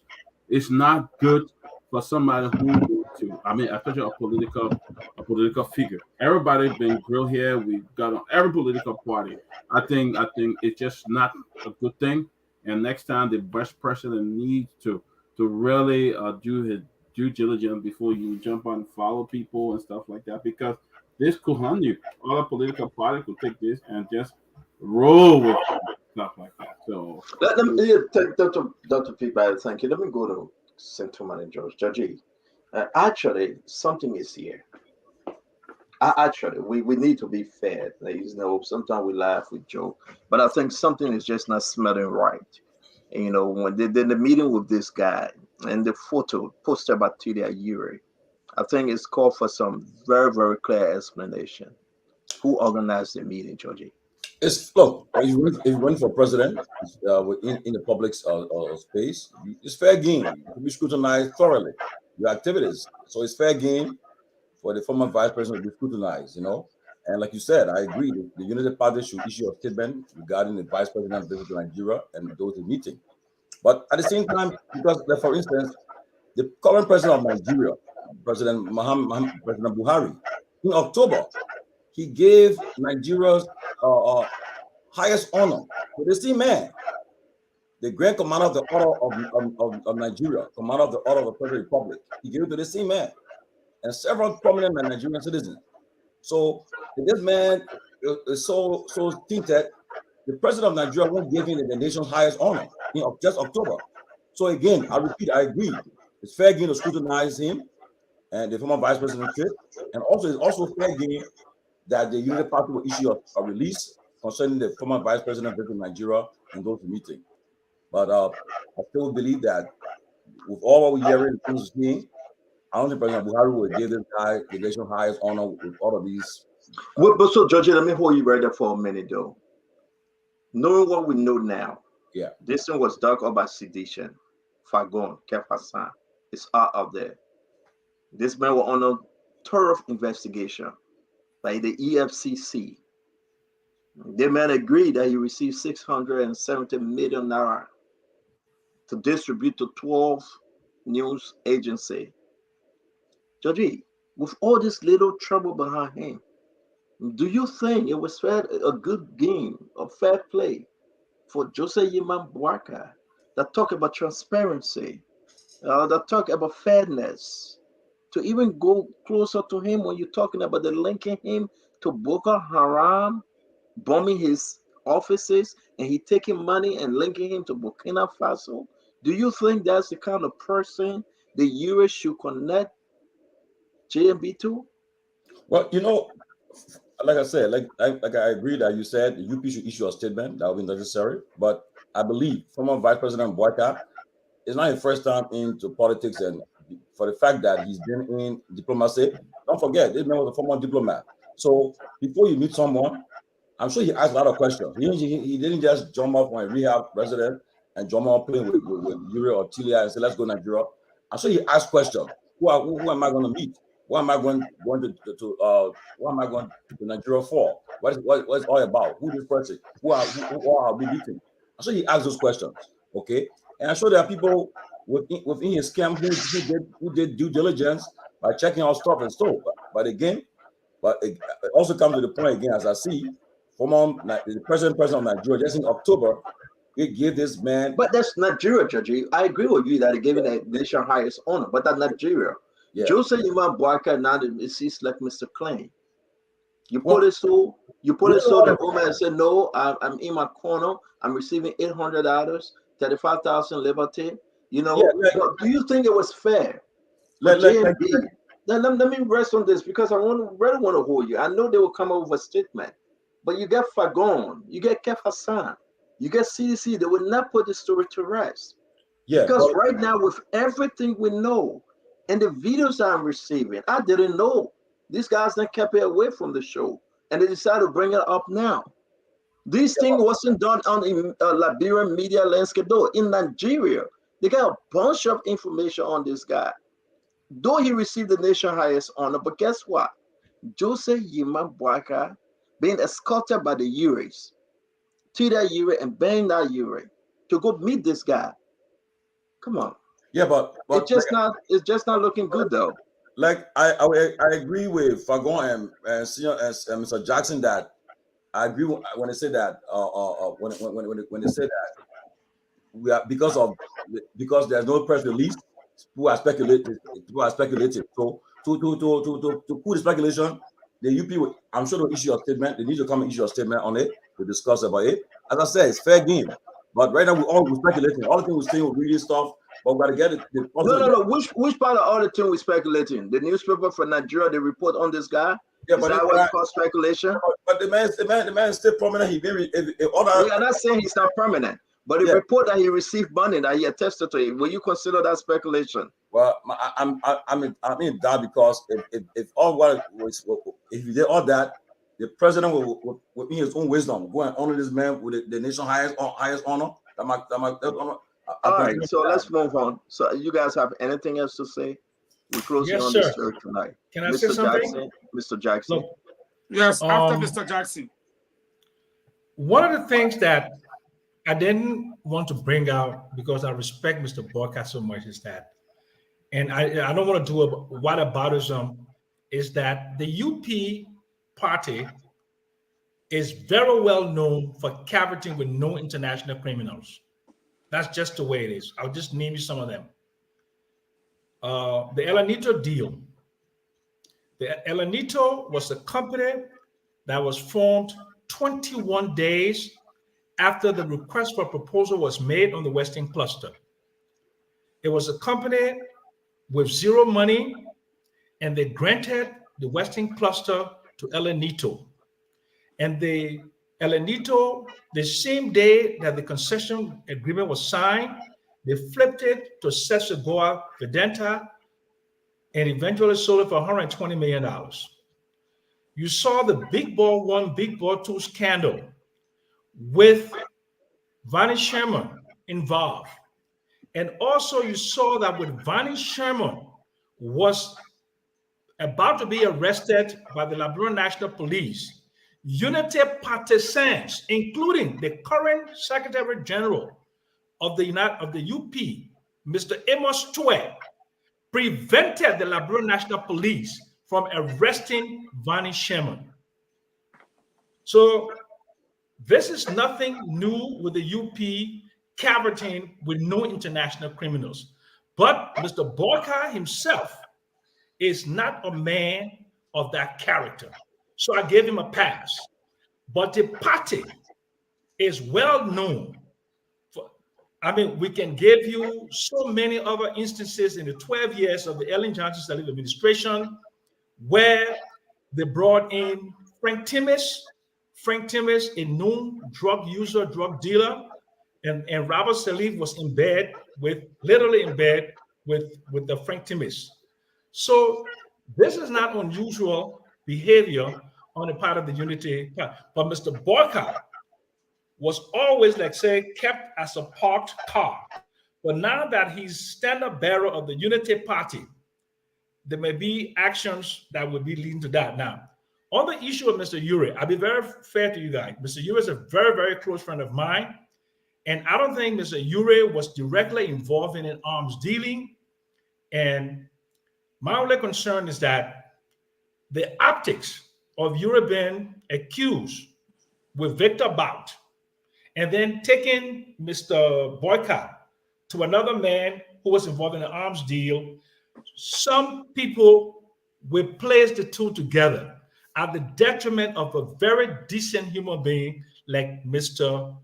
Boyka.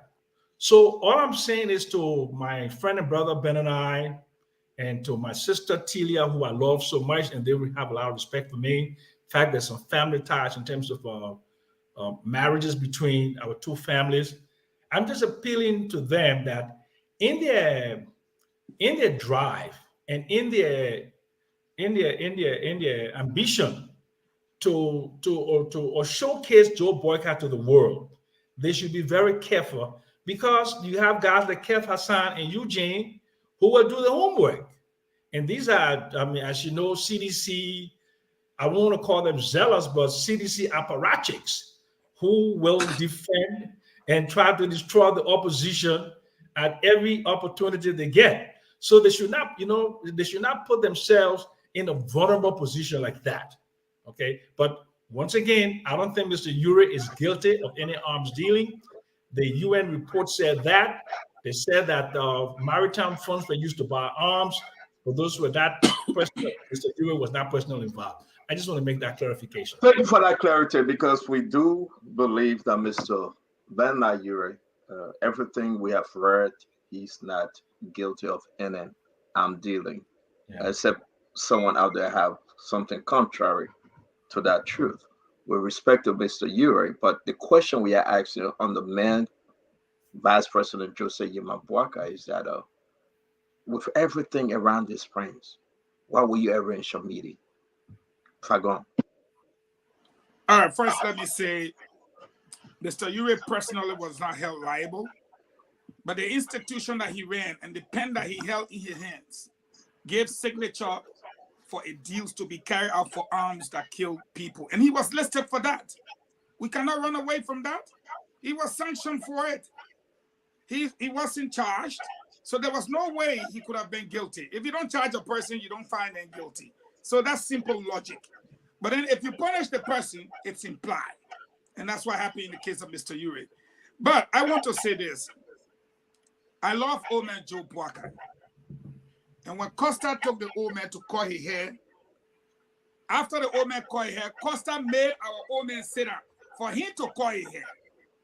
We raised issue with that matter. And many of you know it. He came on here last night. In fact, actually, to make it sweet, you brought him here last night. And you saw the reaction of the ladies. He did not leave without trying to berate them or denigrate them or their party. Simple question. Who sent the jet for the old man and why? He started talking about the old man friends. He could have just said, there was a jet sent. We don't have all of the details. But let me assure you guys, upon his return, there will be full disclosure and report. Simple as ABC. Then you tell her in our business. So then we went to go out like poke nose. When we started nosing now, in fact, last night, while I was on the show, I was already doing the research. That's how I mentioned Boko Haram on the show. Go to the tape. I mentioned Kaduna. I mentioned Sokoto. I know why I was saying that, because I got the information. And the guy you call Dansuki, you're just saying Dansuki. His name is Sambo Dansuki. He's the former National Security Advisor to Goodluck Jonathan. Go and see his own record. And then link it to his best friend. And see where these guys are playing. You can see, Sambo Dansuki. That's him right there. He was arrested and all. I am saying this to say that I think it is fair that UP people stop for once acting arrogant, because the leader they have is just like a lamb. He hardly talks, does not insult anybody, he don't want no problem, and he will not do anything bad to anybody. But this display of arrogance on the part of his people is what led a man like me. Say I've been coming on the show even before then. You stand and say, my man, you come from CDC. But just something sparked me last night. And now I'm on fire like I'm defending CDC, who has not given me one peanut to eat. I want to turn my gun back on CDC, like I made Kev run away the other night. But how can I, when you sit down and call me an unserious man? Like you don't know who brought you to this business. So then, we'll move on. The Honorable Eugene Lamik Fagon. Kev, I got to get to the ladies' place. Yeah, let me do a closing on this one. You know, when I heard my friend Sam Jackson is talking about, you know, the JMB will not, you know, he's a good man, he will not take part. So what came to mind that, so the Unity Party will put in a man that they can use to go places that he don't want to go?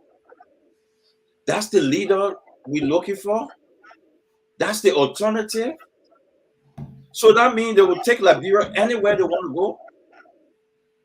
So you're telling me that JMB cannot do his own homework and say, who is this gentleman you want to take me to? makes him a good leader? There's a lot of noise going around. You know, people talking about sending letter to. But Captain, people went to the program in Lagos. They're sending information to this person. They're talking about interim government, talking about this. Now you're going to deal with arms dealer.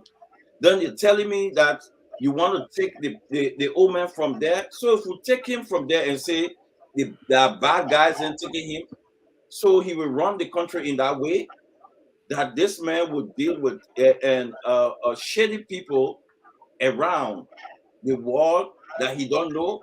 So are you telling me that JMB don't what we talking about or some breakdown his cognitive ability, that he cannot research himself, that he cannot look into this? So it's a decline on that part, that so folks will take him and just dress him and just go and meet this person. It's a dangerous thing. And I would say if that's the case, we'll make him JMB. It's not if that's the line we're going, I will tell you, then he's not mentally fit to run to be a president. If that's the line we're taking. Yeah, you're waiting for you be to put out a press statement and you're going to talk about the man mental status. Seriously? Yeah, but what I'm saying is, if Sam Jackson said, "Oh, he's a good man. He don't know he's going to meet the army." If that, if I'm going to what Sam's saying, then he's not fit. Okay, let's bring in our sisters. Let's bring in our sisters. So, thank you, Kev. So I don't think it's fit. So about to wrap this thing up, then we go to that. Yeah, I think at this point, we've all pretty much done our research for UP. I think it's just up to them to put out a statement. That's it. Let them put out a statement. Let them explain. Dr. Richardson, you think the word? I mean, see that you post, she was so happy that JMB met this guy. So it was all fun. It was all juicy. That's a good meeting. You know, this guy is a wealthy guy. What do you think she ran with that post? Did she? I just want you to get into her mindset, Dr. Richardson. Knowing what we know today, and this meeting is a problem right now for UP.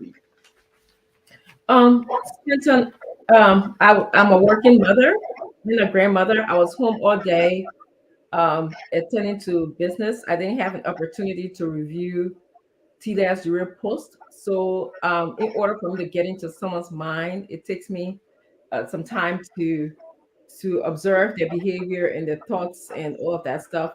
I spent some time, a significant portion of time, reviewing the interview with Vice President, former Vice President Buckeye, and I hope that we'll get to it, but it's kind of late. You go ahead. You can start.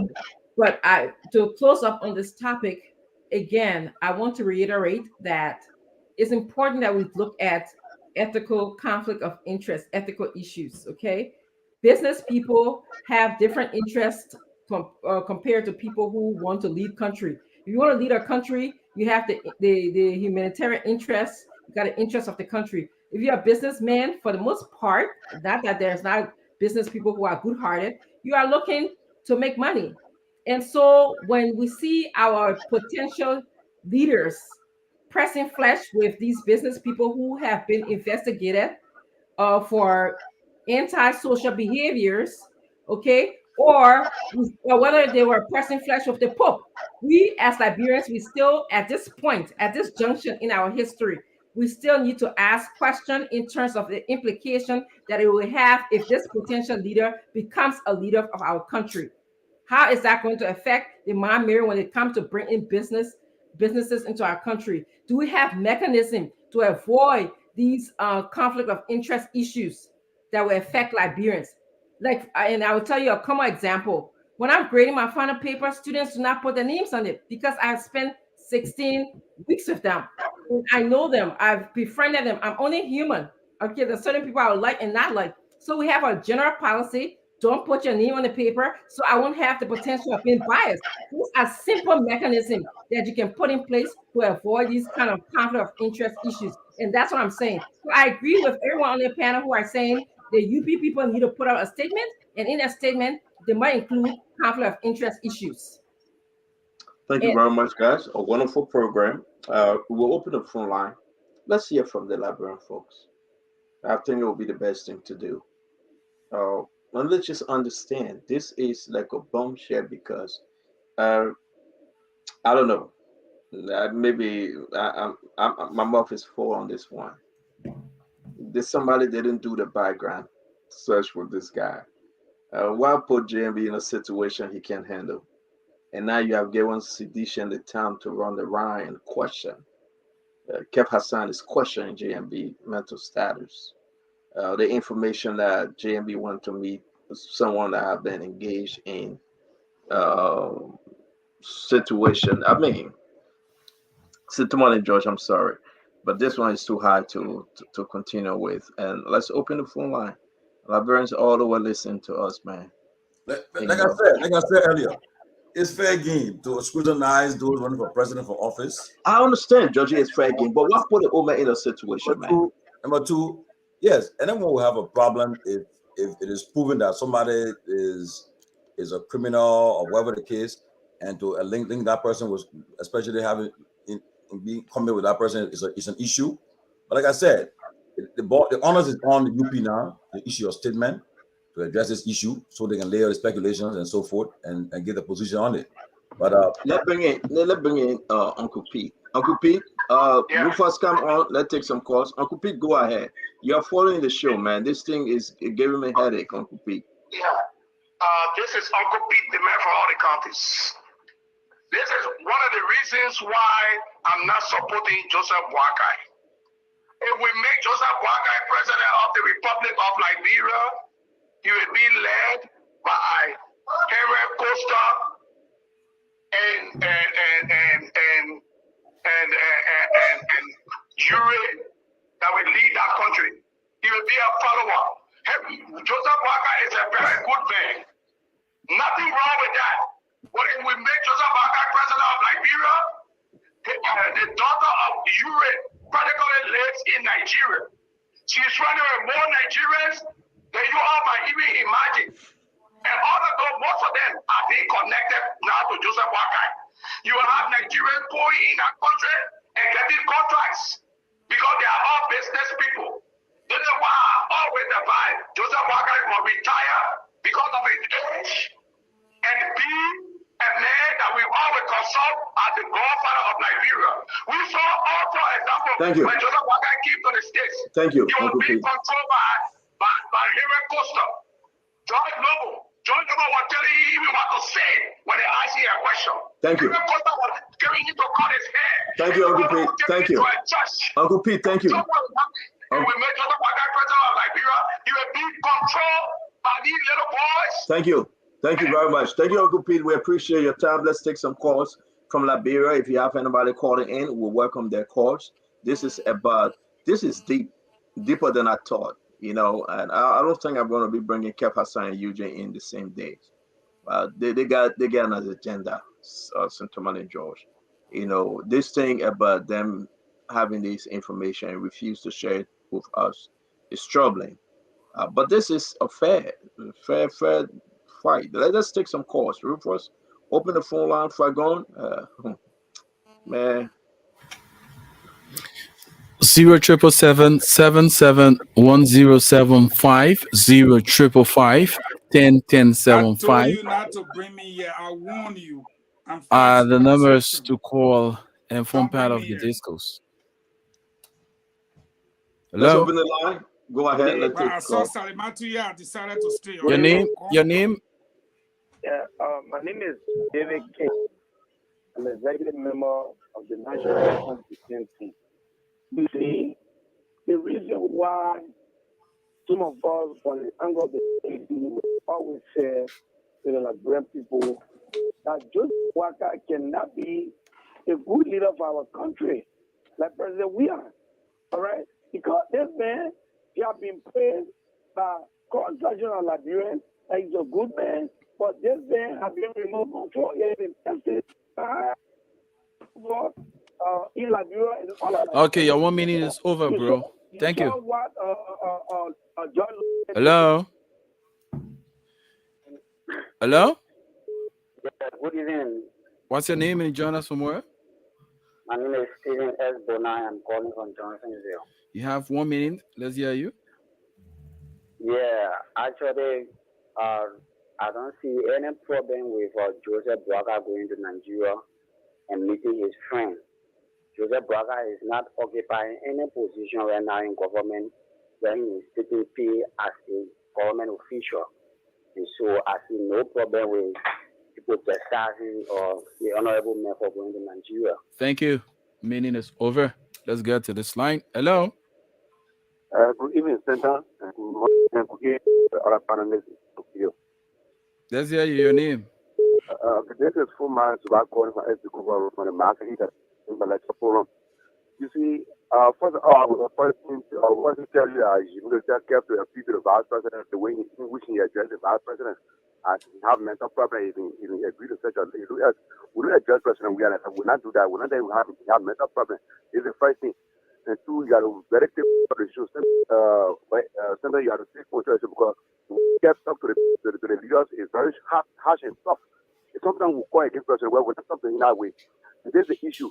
It is true that former president, vice president Joseph Boakai will not discuss. That discussion, we need to give them a chance to come out and discuss the issue to tell like Brentford, this is that. Oh, okay. Yeah, like 1 minute is over. Let me take this one. Let me take this call group first. Go ahead, my friend. Your name and where you calling from? Hey, this is Prince P.C. Callan Jr. and I call you from Texas. Go ahead. Hey, so this is clear that the people are exposing Joseph Boakai. We don't have to run around. We don't have to shout about it. Just leave it alone. The man is a 1970 Volkswagen Beetle. The engine is in the back. Yeah. Thank you.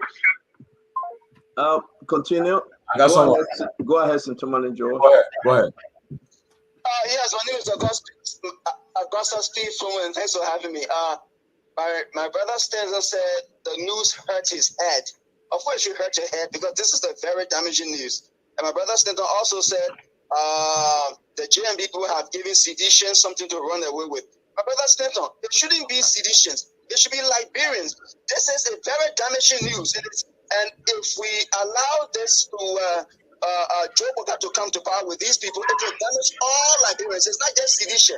So for my brother Stenson to say you have given sedition news to run with, I'm very disappointed. It should be Liberian. This is a Liberian news. It has nothing to do with seditions. Thank you very much and God bless you. Thank you. Let me take this one. Your name and where you calling from? My name is Ojibu Dentage. I'm calling from Rhode Island, East Florida. Go ahead, my friend. Stenson, how you doing? All is well. Tamale and Kevin Tacos. Happy birthday, Richardson. This thing is very serious. This is very serious. We came from, a 14 unbroken armed war. Our people died. And if you are talking about somebody who has a link with Boko Haram, it's not fun. It's one of the most notorious terrorist groups in West Africa.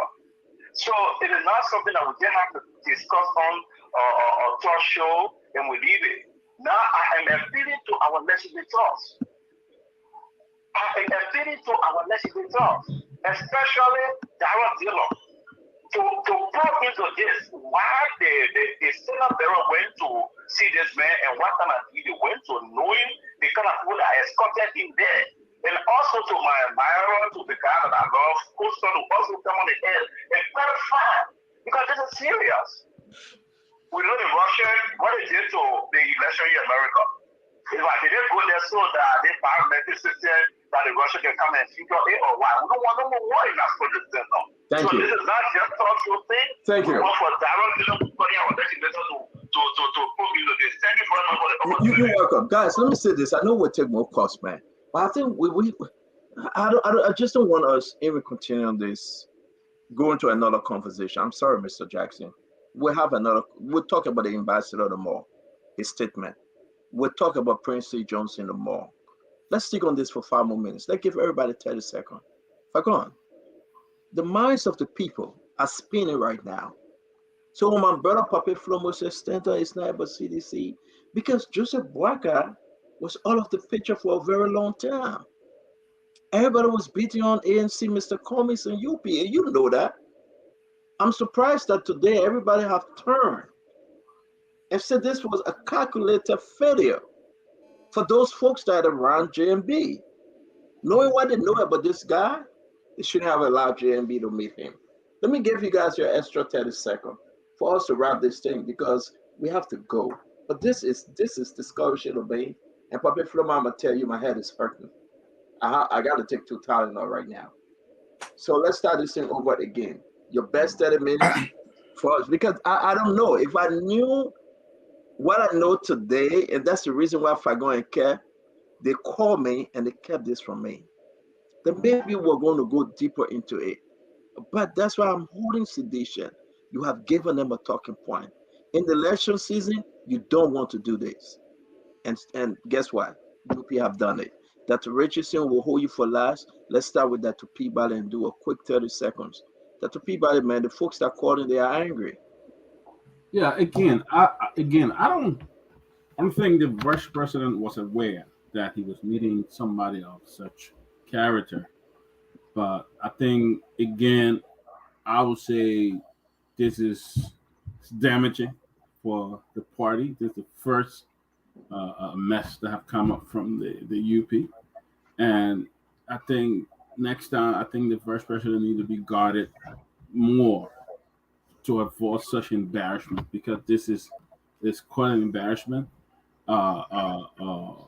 Next time he must be guarded, and I don't think he needs to do that. I hope next time he will do his due diligence or people he meet. I know it's election time. People want to meet others who will help with some needed finances and things like that. But you want to be careful how you go about engaging these people, because it could come back to haunt you. It could come back to haunt your party.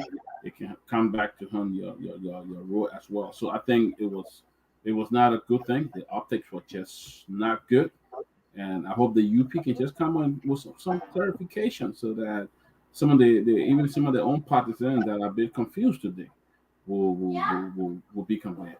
So but the optics was bad, and I don't think the vice president need to be a little bit conscious how he go about meeting people. Thank you. Salamatu?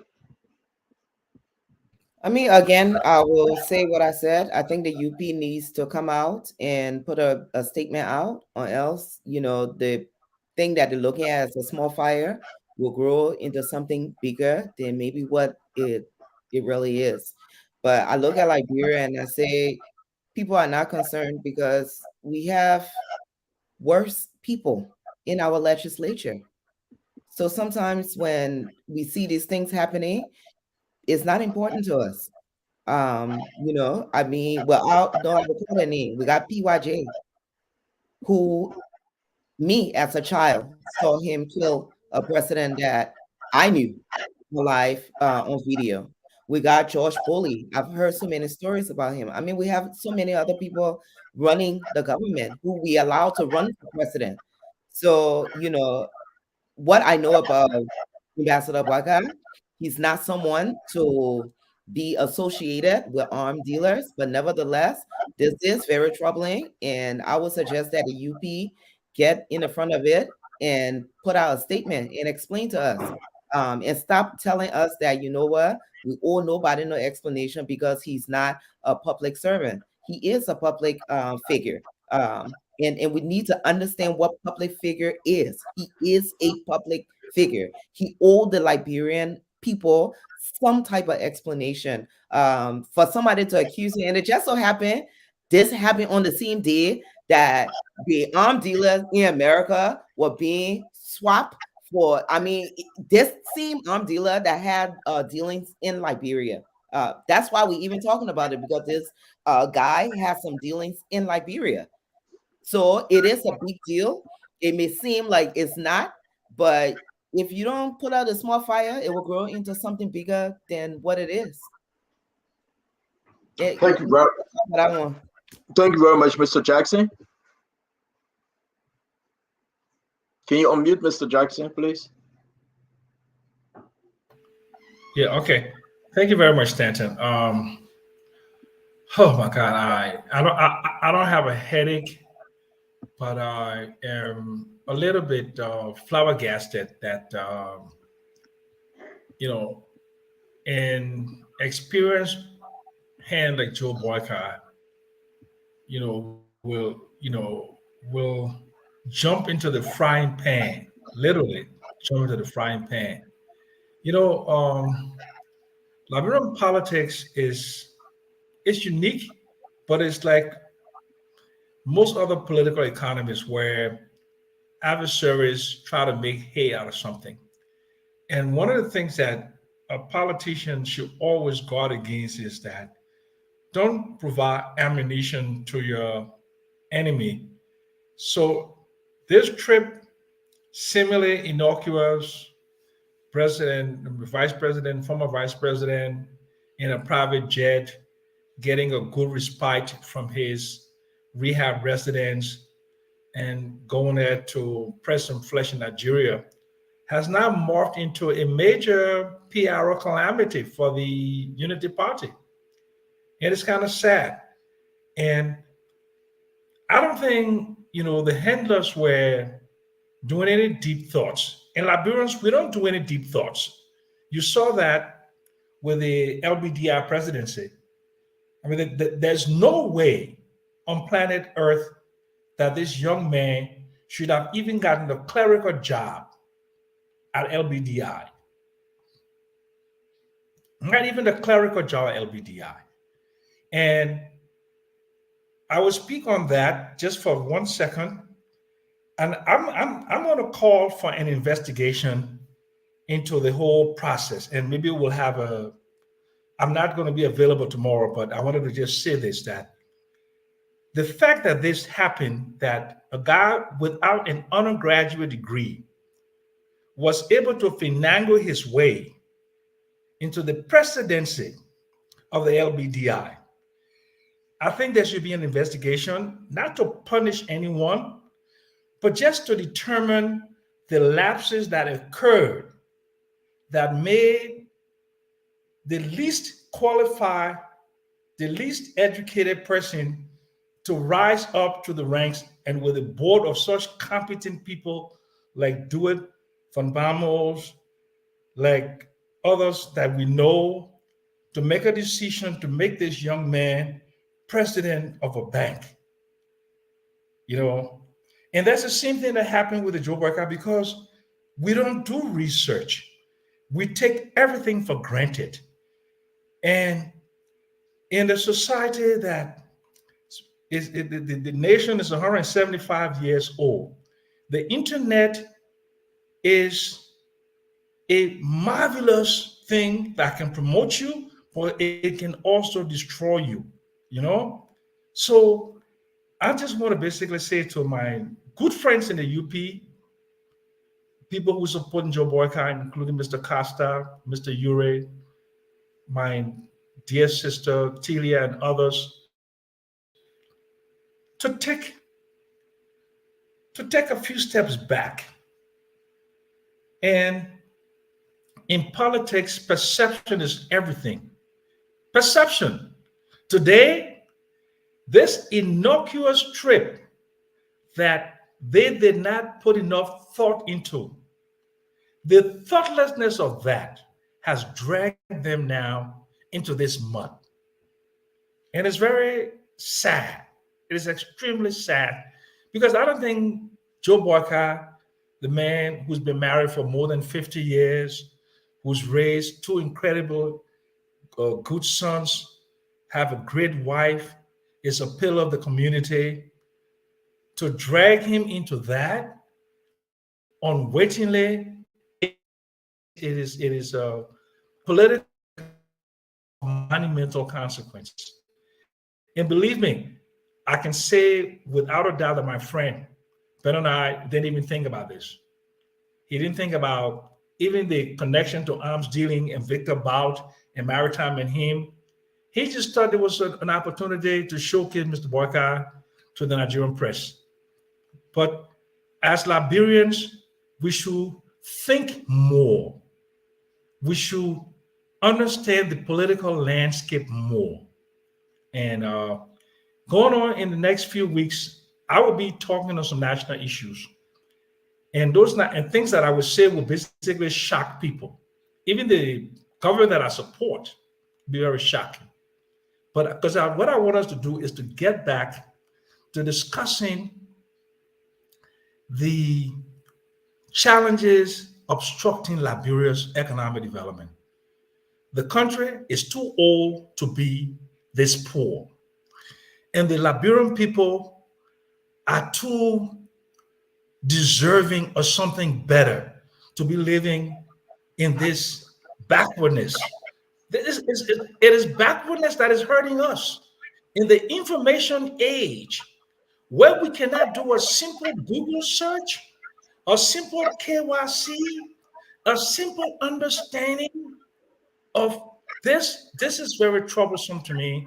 And I pray to God that the UP makes clarity on this statement, on this event, and going forward, that it doesn't happen again. Because I'd rather have an election that will be based upon the issues and not one that will be based upon people scoring own goals.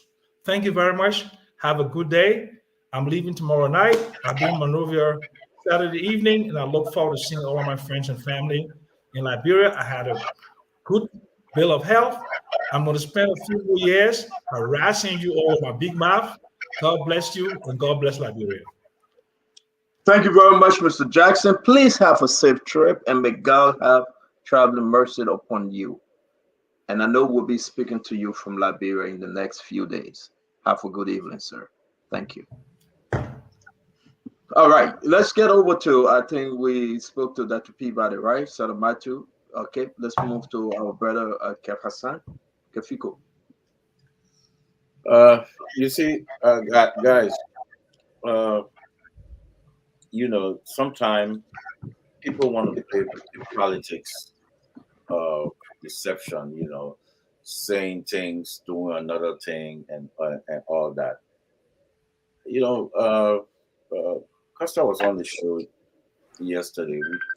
We press him. Somebody phoned him.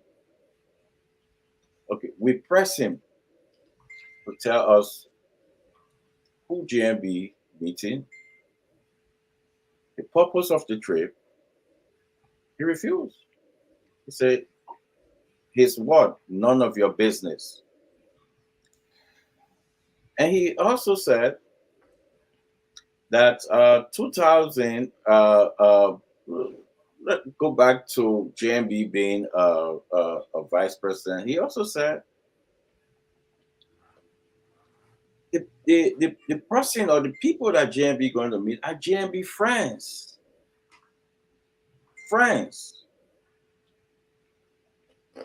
So 2015, when the arms deals scandal racked the entire nation of Nigeria, GMB were whining and dining with this guy while he was vice president.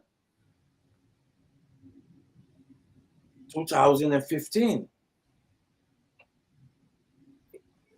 Important to note that down.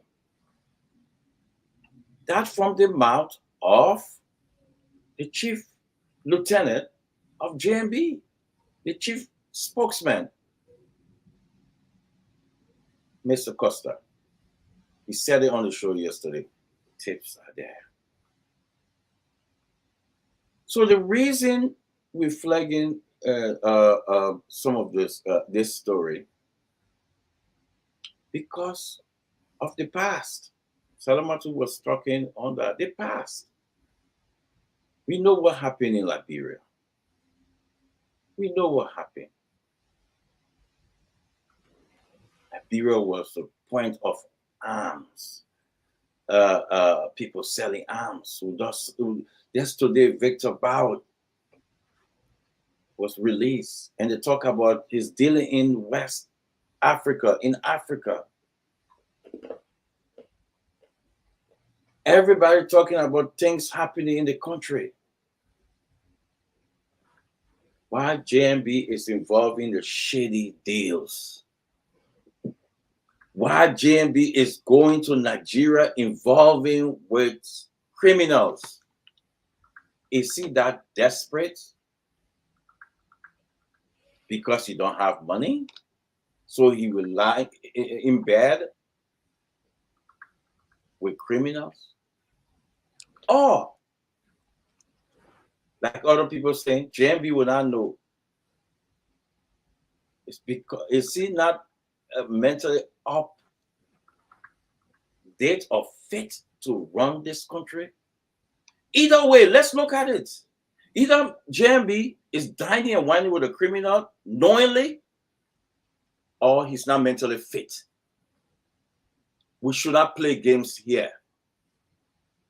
Either he's dining and whining with criminals knowingly, or he's not mentally fit. Your pick. Your pick which way you want to go. So we should not sit there and we allowing people dealing with criminals around the world to bring stuff in our country. When there's gone, you know what followed next? Drugs. Arms and drugs are sister and brother. Where you bring it, an arms dealer is also a drugs dealer. Thank you. That's what JMB is dealing with. Thank you. Let's bring in Dr. Richardson. Dr. Richardson? Yes, just briefly, today on the interview, the journalist asked Vice President Boka, he said to him, what new are you going to bring to Liberia? You are part of the old guard. You have been in politics since those times, since 1983. The reason why I am talking about this question is the concern about old guard, okay? Old guard means there's old system in our country, and we all know the system in our country, the old system that we all have alluded to. The system of brown envelope. That's an old system that was practiced by old guards. The system of who know you. That's an old system that was practiced by old guards. And so the reason why we have to scrutinize people who are running to be politicians of public service, because we don't want the system of the old guards to come into our politics of today. If we're going to path or plat a new map for our country, we need to be very, very, very careful of who our current politician and our potential politicians press flesh with, and that includes anyone, whether I support you or I don't support you. My interest is not about who I support, but it is about Liberia. So I want to just say, people who are running for public offices, if your name come up here and we find information about you that are not in the interest of Liberians, we will definitely speak about it here. Okay? So supporters, non-supporters, if it can upset you or whatever you can write, as long as it's about Liberia, we will speak about it. We don't want old guards to practice old systems in Liberia. And this is why we will expose this information as it comes up. Thank you. Thank you very much, Dr. Richardson. Now the show will be turned over to Dr. Peabody. I know that if I'm going to come in and Tumani George will take us home, Dr. Peabody will have to moderate because I have to run. My son have a concert. Running away? No, my son stand to have this flute concert that we got to go to 6:30.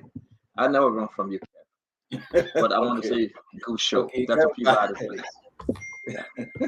All right, we'll go to COCU. I will see you tomorrow. We'll go to the only sin, the chief himself, Sintomali Lee, who will give a closing, and then we'll go to Salamatu. Did you give a closing already? and Tomali Rimina, and then you. Tomali and Fagon will get a closing, and then we'll be out of here. Well, let me say this. And again, the United Party, I'm very sure they will come up with a statement. I'm very sure they need to really come up to talk. But today, if you take the microphone and go through the Liberian people and ask them about the choice of president tomorrow, you know very well that GMB will be among the numbers, right? Liberian people, like Salvador said earlier, they really don't care for most of the things we say sometimes. The bread and butter issues are what I think are what matters to them. But with that in mind, yeah, it is troubling if someone seeking the presidency of our country wine and dine with convicted criminals or so forth. But again, we have been speculating until we can get to the bottom of everything, and UP issued a statement, and we would know exactly what they are about. But if I were advising those on the trip, I don't think I would have posted pictures right away. I think especially so when it's a private trip. But again, that's the delegation prerogative. But the Liberian people today, if you ask them about, you say, oh, I bet you majority of people even know that GMB is in Nigeria. They don't even know. You saw the people asking them about President we have in all the country, what they were saying.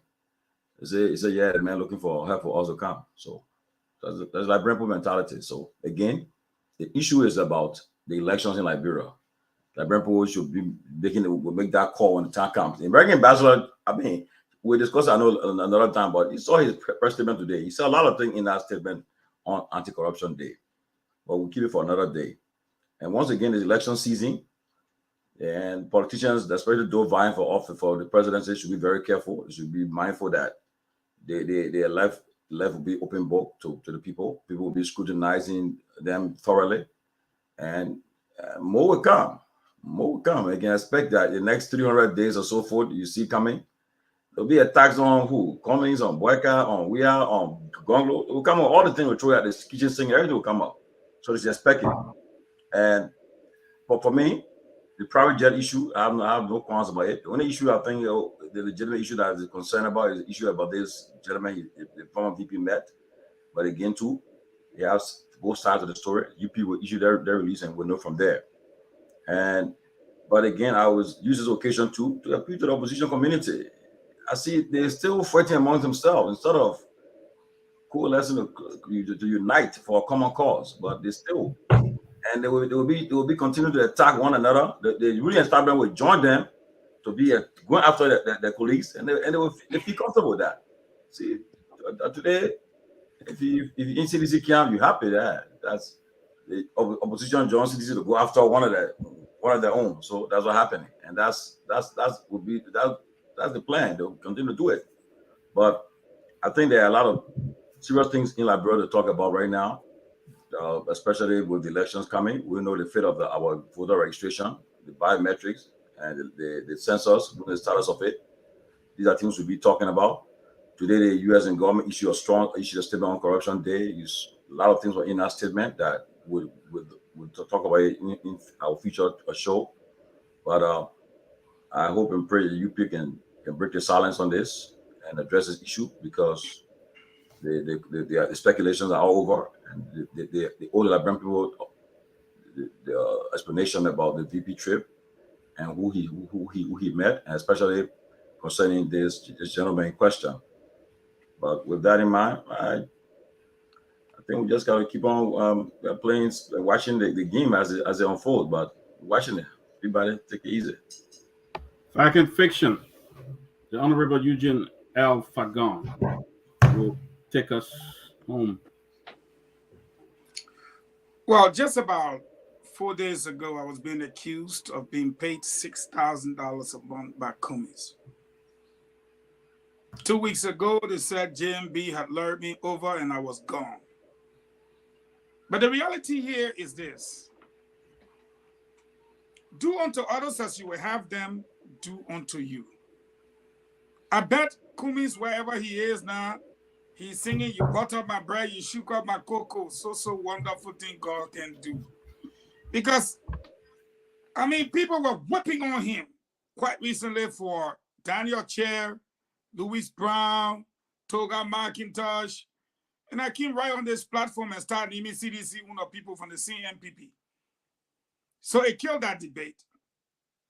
But Dr. Peabody, when you come on a platform like this with arrogance and an open challenge of Mr. Know-It-All, you should first of all check the records. And the reason why I'm saying it, I'm sending a complete caveat to Honorable Bwaka, Honorable Ure, and others in the opposition. I shouldn't be seen, as a CDC propagandist. I'm appealing to the Liberian people to understand. Because when CDC dumped me, I decided to go on the dumper and sit down. But when we sit on this platform, there should be this mutual respect for the abilities of all, whether it be Dr. Francine, Tomaling, yourself, Kev, and Salimatu. When people come here, they need to give people the respect. But in 2017, first of all, it was Mr. Costa, Mamadi Diakite, Patrick Honnold, who did the CDC have. The whole Naya, yada, yada, yada. They were ruling who did the CDC have. In terms of propaganda, then you ran for Representative District 6. Did you come second? Did you come third? You barely made it fourth. It's because you were dealing with a senior propagandist. You brought the idea of Poison versus Kojolobo. It was you, the state radio, and all these great men. What happened in the end? You don't come on a platform and just dismiss everybody. Now, I want to say this on this platform. It would have been easier, Tomali, if Costa had come on and said, as you know, we're moving towards election time. Leaders have to get out there and talk to some friends, meet people, begin to make some new acquaintances and what have you on a sub-regional basis. But let me assure you that there's nothing too big. We will come to you, the people, with a report. And when JMB returns, he will address the press. Then maybe he can throw a job. Unlike a man who comes, answers 3 questions, and goes to the pulpit, JMB will hold a full press conference. But you just look at us and say, you know what? I don't owe you people nothing. Who are you? Who are you? I don't owe you nothing. Okay, no problem. Now, for 2 days now, because you didn't owe us anything, we've offered you something, and you cannot pay for it. I don't even want to go further. Let me be clear. I don't want to go further. But if I dig us some more trash, it will be too politically deadly. Because you come up, I see JMB as an older statesman. But do you know what happened with the ADA Rice Project?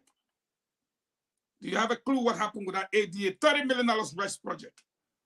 That was one of the weapons I used in 2017. And I still have all of my arsenal. And you think it won't be repeated in the last 5 years? I was the man. I dare anybody else say you are not the guy. So it was just a simple question. What's the intention of the trip? Why did they go to Nigeria? Oh, they went for so and so thing. Okay, who sent the private jet to pick them up from where they were intentionally meant to be to an unknown destination? Just tell us. They went to Kaduna or they went to Sokoto. Let's wrap it up. I'm going to wrap it up. But there should be a warning that some of us come here, we do not intend to dirty the water of political parties. I think when Yakula said to me last night, "Ready for going of our day, and Mr. Kumi's birthday that the day you see," but Mr. Kumi is a politician. You are not supposed to be on a platform on a birthday in the first place. But if you choose to come here and you hit, there will be a counterpunch. So I just want to say to everybody in my closing, this is a platform. We're all from different political institutions, organizations, or what have you. The respect we give to each other is important. But if you dismiss one person, they will forget about whether they're supposed to be backing that person. They will just come for whoever you're supporting. And for me, I don't know, but 37 years is all I did in my life. It's politics. So if you bring it, if I can't handle it, I'll escape. But if I can handle it, I'll take you down. It doesn't take me no time. Thank you very much. Thank you, guys. Great show. Dr. Richardson, Honorable Kef Hassan, Salamatu, the only guy from LSE, one of Liberia founders, Samuel Jackson, Chief Tourmaline, Eugene Fagon. Thank you. And on behalf of the CEO, I'd like to thank all of you guys. It's been a fun-packed show today. I want to thank all of you guys for being part of the show. Let me wish one of our former hosts on God Can Bless Anybody, Minister Josephine Marshall, happy birthday. James, you guys can come on down and take over. Mr. Jackson, safe flight to Liberia, the LSE Pras. SBJ, you're looking fresh, oh. Looking at good money. Looking nice, man. James, let me just say something quick. It's shiny, man. You know something? I mean, something happened to me in Liberia, and it's a medical thing, and I was like scared, like, my goodness, the cancer coming back again. Oh my God. Yeah. So I went to e-benefits on VA. They say, wait until February before I can go to see the doctor in America, the urologist. So I said, hell no. I'm not dying in the country. I'm not dying at Jenkins Scott. I'm running. Some people have been asking me to say, but why? Why? You didn't go to JFK. No. I earned the privilege to be able to fly myself out of Liberia when I get sick. If you are 70 years old, nearly 70 years old, and you cannot fly yourself out of Liberia for a simple medical procedure, then you are a failure. But I want to tell God, thank you. Amen. I want to tell everybody, thank you. My man, look, if I were not doing all of the other crazy stuff I do, I would live to be 100. The things that are happening to me, and I'm still living. And people in their 40s and 50s are dying. God is a good God. God is a good God. Yes. And by the way, Francine, I didn't tell you happy birthday because I was derelict in my duty. Happy birthday, my baby. Happy birthday, our mom. Yes, I missed it yesterday. I missed it yesterday. So, man, I had to work. And you know something? I knew her mother and her father before she was even born. You were not born in 1966, eh? Because I saw your father when he came from some kind of school. I think that was Israel, right? Yes. He was a total handsome man. Yes. Thank you. So happy birthday, Mama. And I see you brought to me, you say your grandpa was loving to my grandma. Yeah. And tell that soldier boy there, to take good care of you because you got somebody who can come and we shake him. Okay, that's enough, Mr. Jackson. That's enough. Okay, Mr. Jackson. Thank you very much. And I'm happy to hear that you got a good health review. So I appreciate it. Thank you for your birthday wishes. Also, Dr. Peabody, thank you. But I just wanted to say to everybody that reached out to me, called, text, posted yesterday in the comments, a lot of people said happy birthday. Thank you very much. I appreciate you a lot. Today is my second daughter's birthday. Yesterday, actually, my oldest daughter and I shared the same birthday. And then today happens to be my second daughter's birthday. So I think I'll be not in a good book with them if I just recognize one daughter yesterday and don't recognize the other today, because they do watch phone periodically. So today I would like to tell my second daughter happy birthday, and we love you. Our family loves you. Thank you. Happy birthday as well. Rufus Conant, James, good day. Where you guys at? We done. Rufus and James, and what's the other guy name? Okay, there you go, Jay. with the spoon. And your boy did the South Charges on the beat. To get your information. We always keep the peace and play it safe. Many thanks to the team for a splendid conversation. The invitation is yours to join the team on tomorrow, God willing, for another fascinating time of discussion. James Good Diploma is on the other end. My name is Rufus Devon Cannon. I lead and not follow. First among equals, of course, I'm destined for greatness. Have yourselves a wonderful and God bless night. Bye-bye.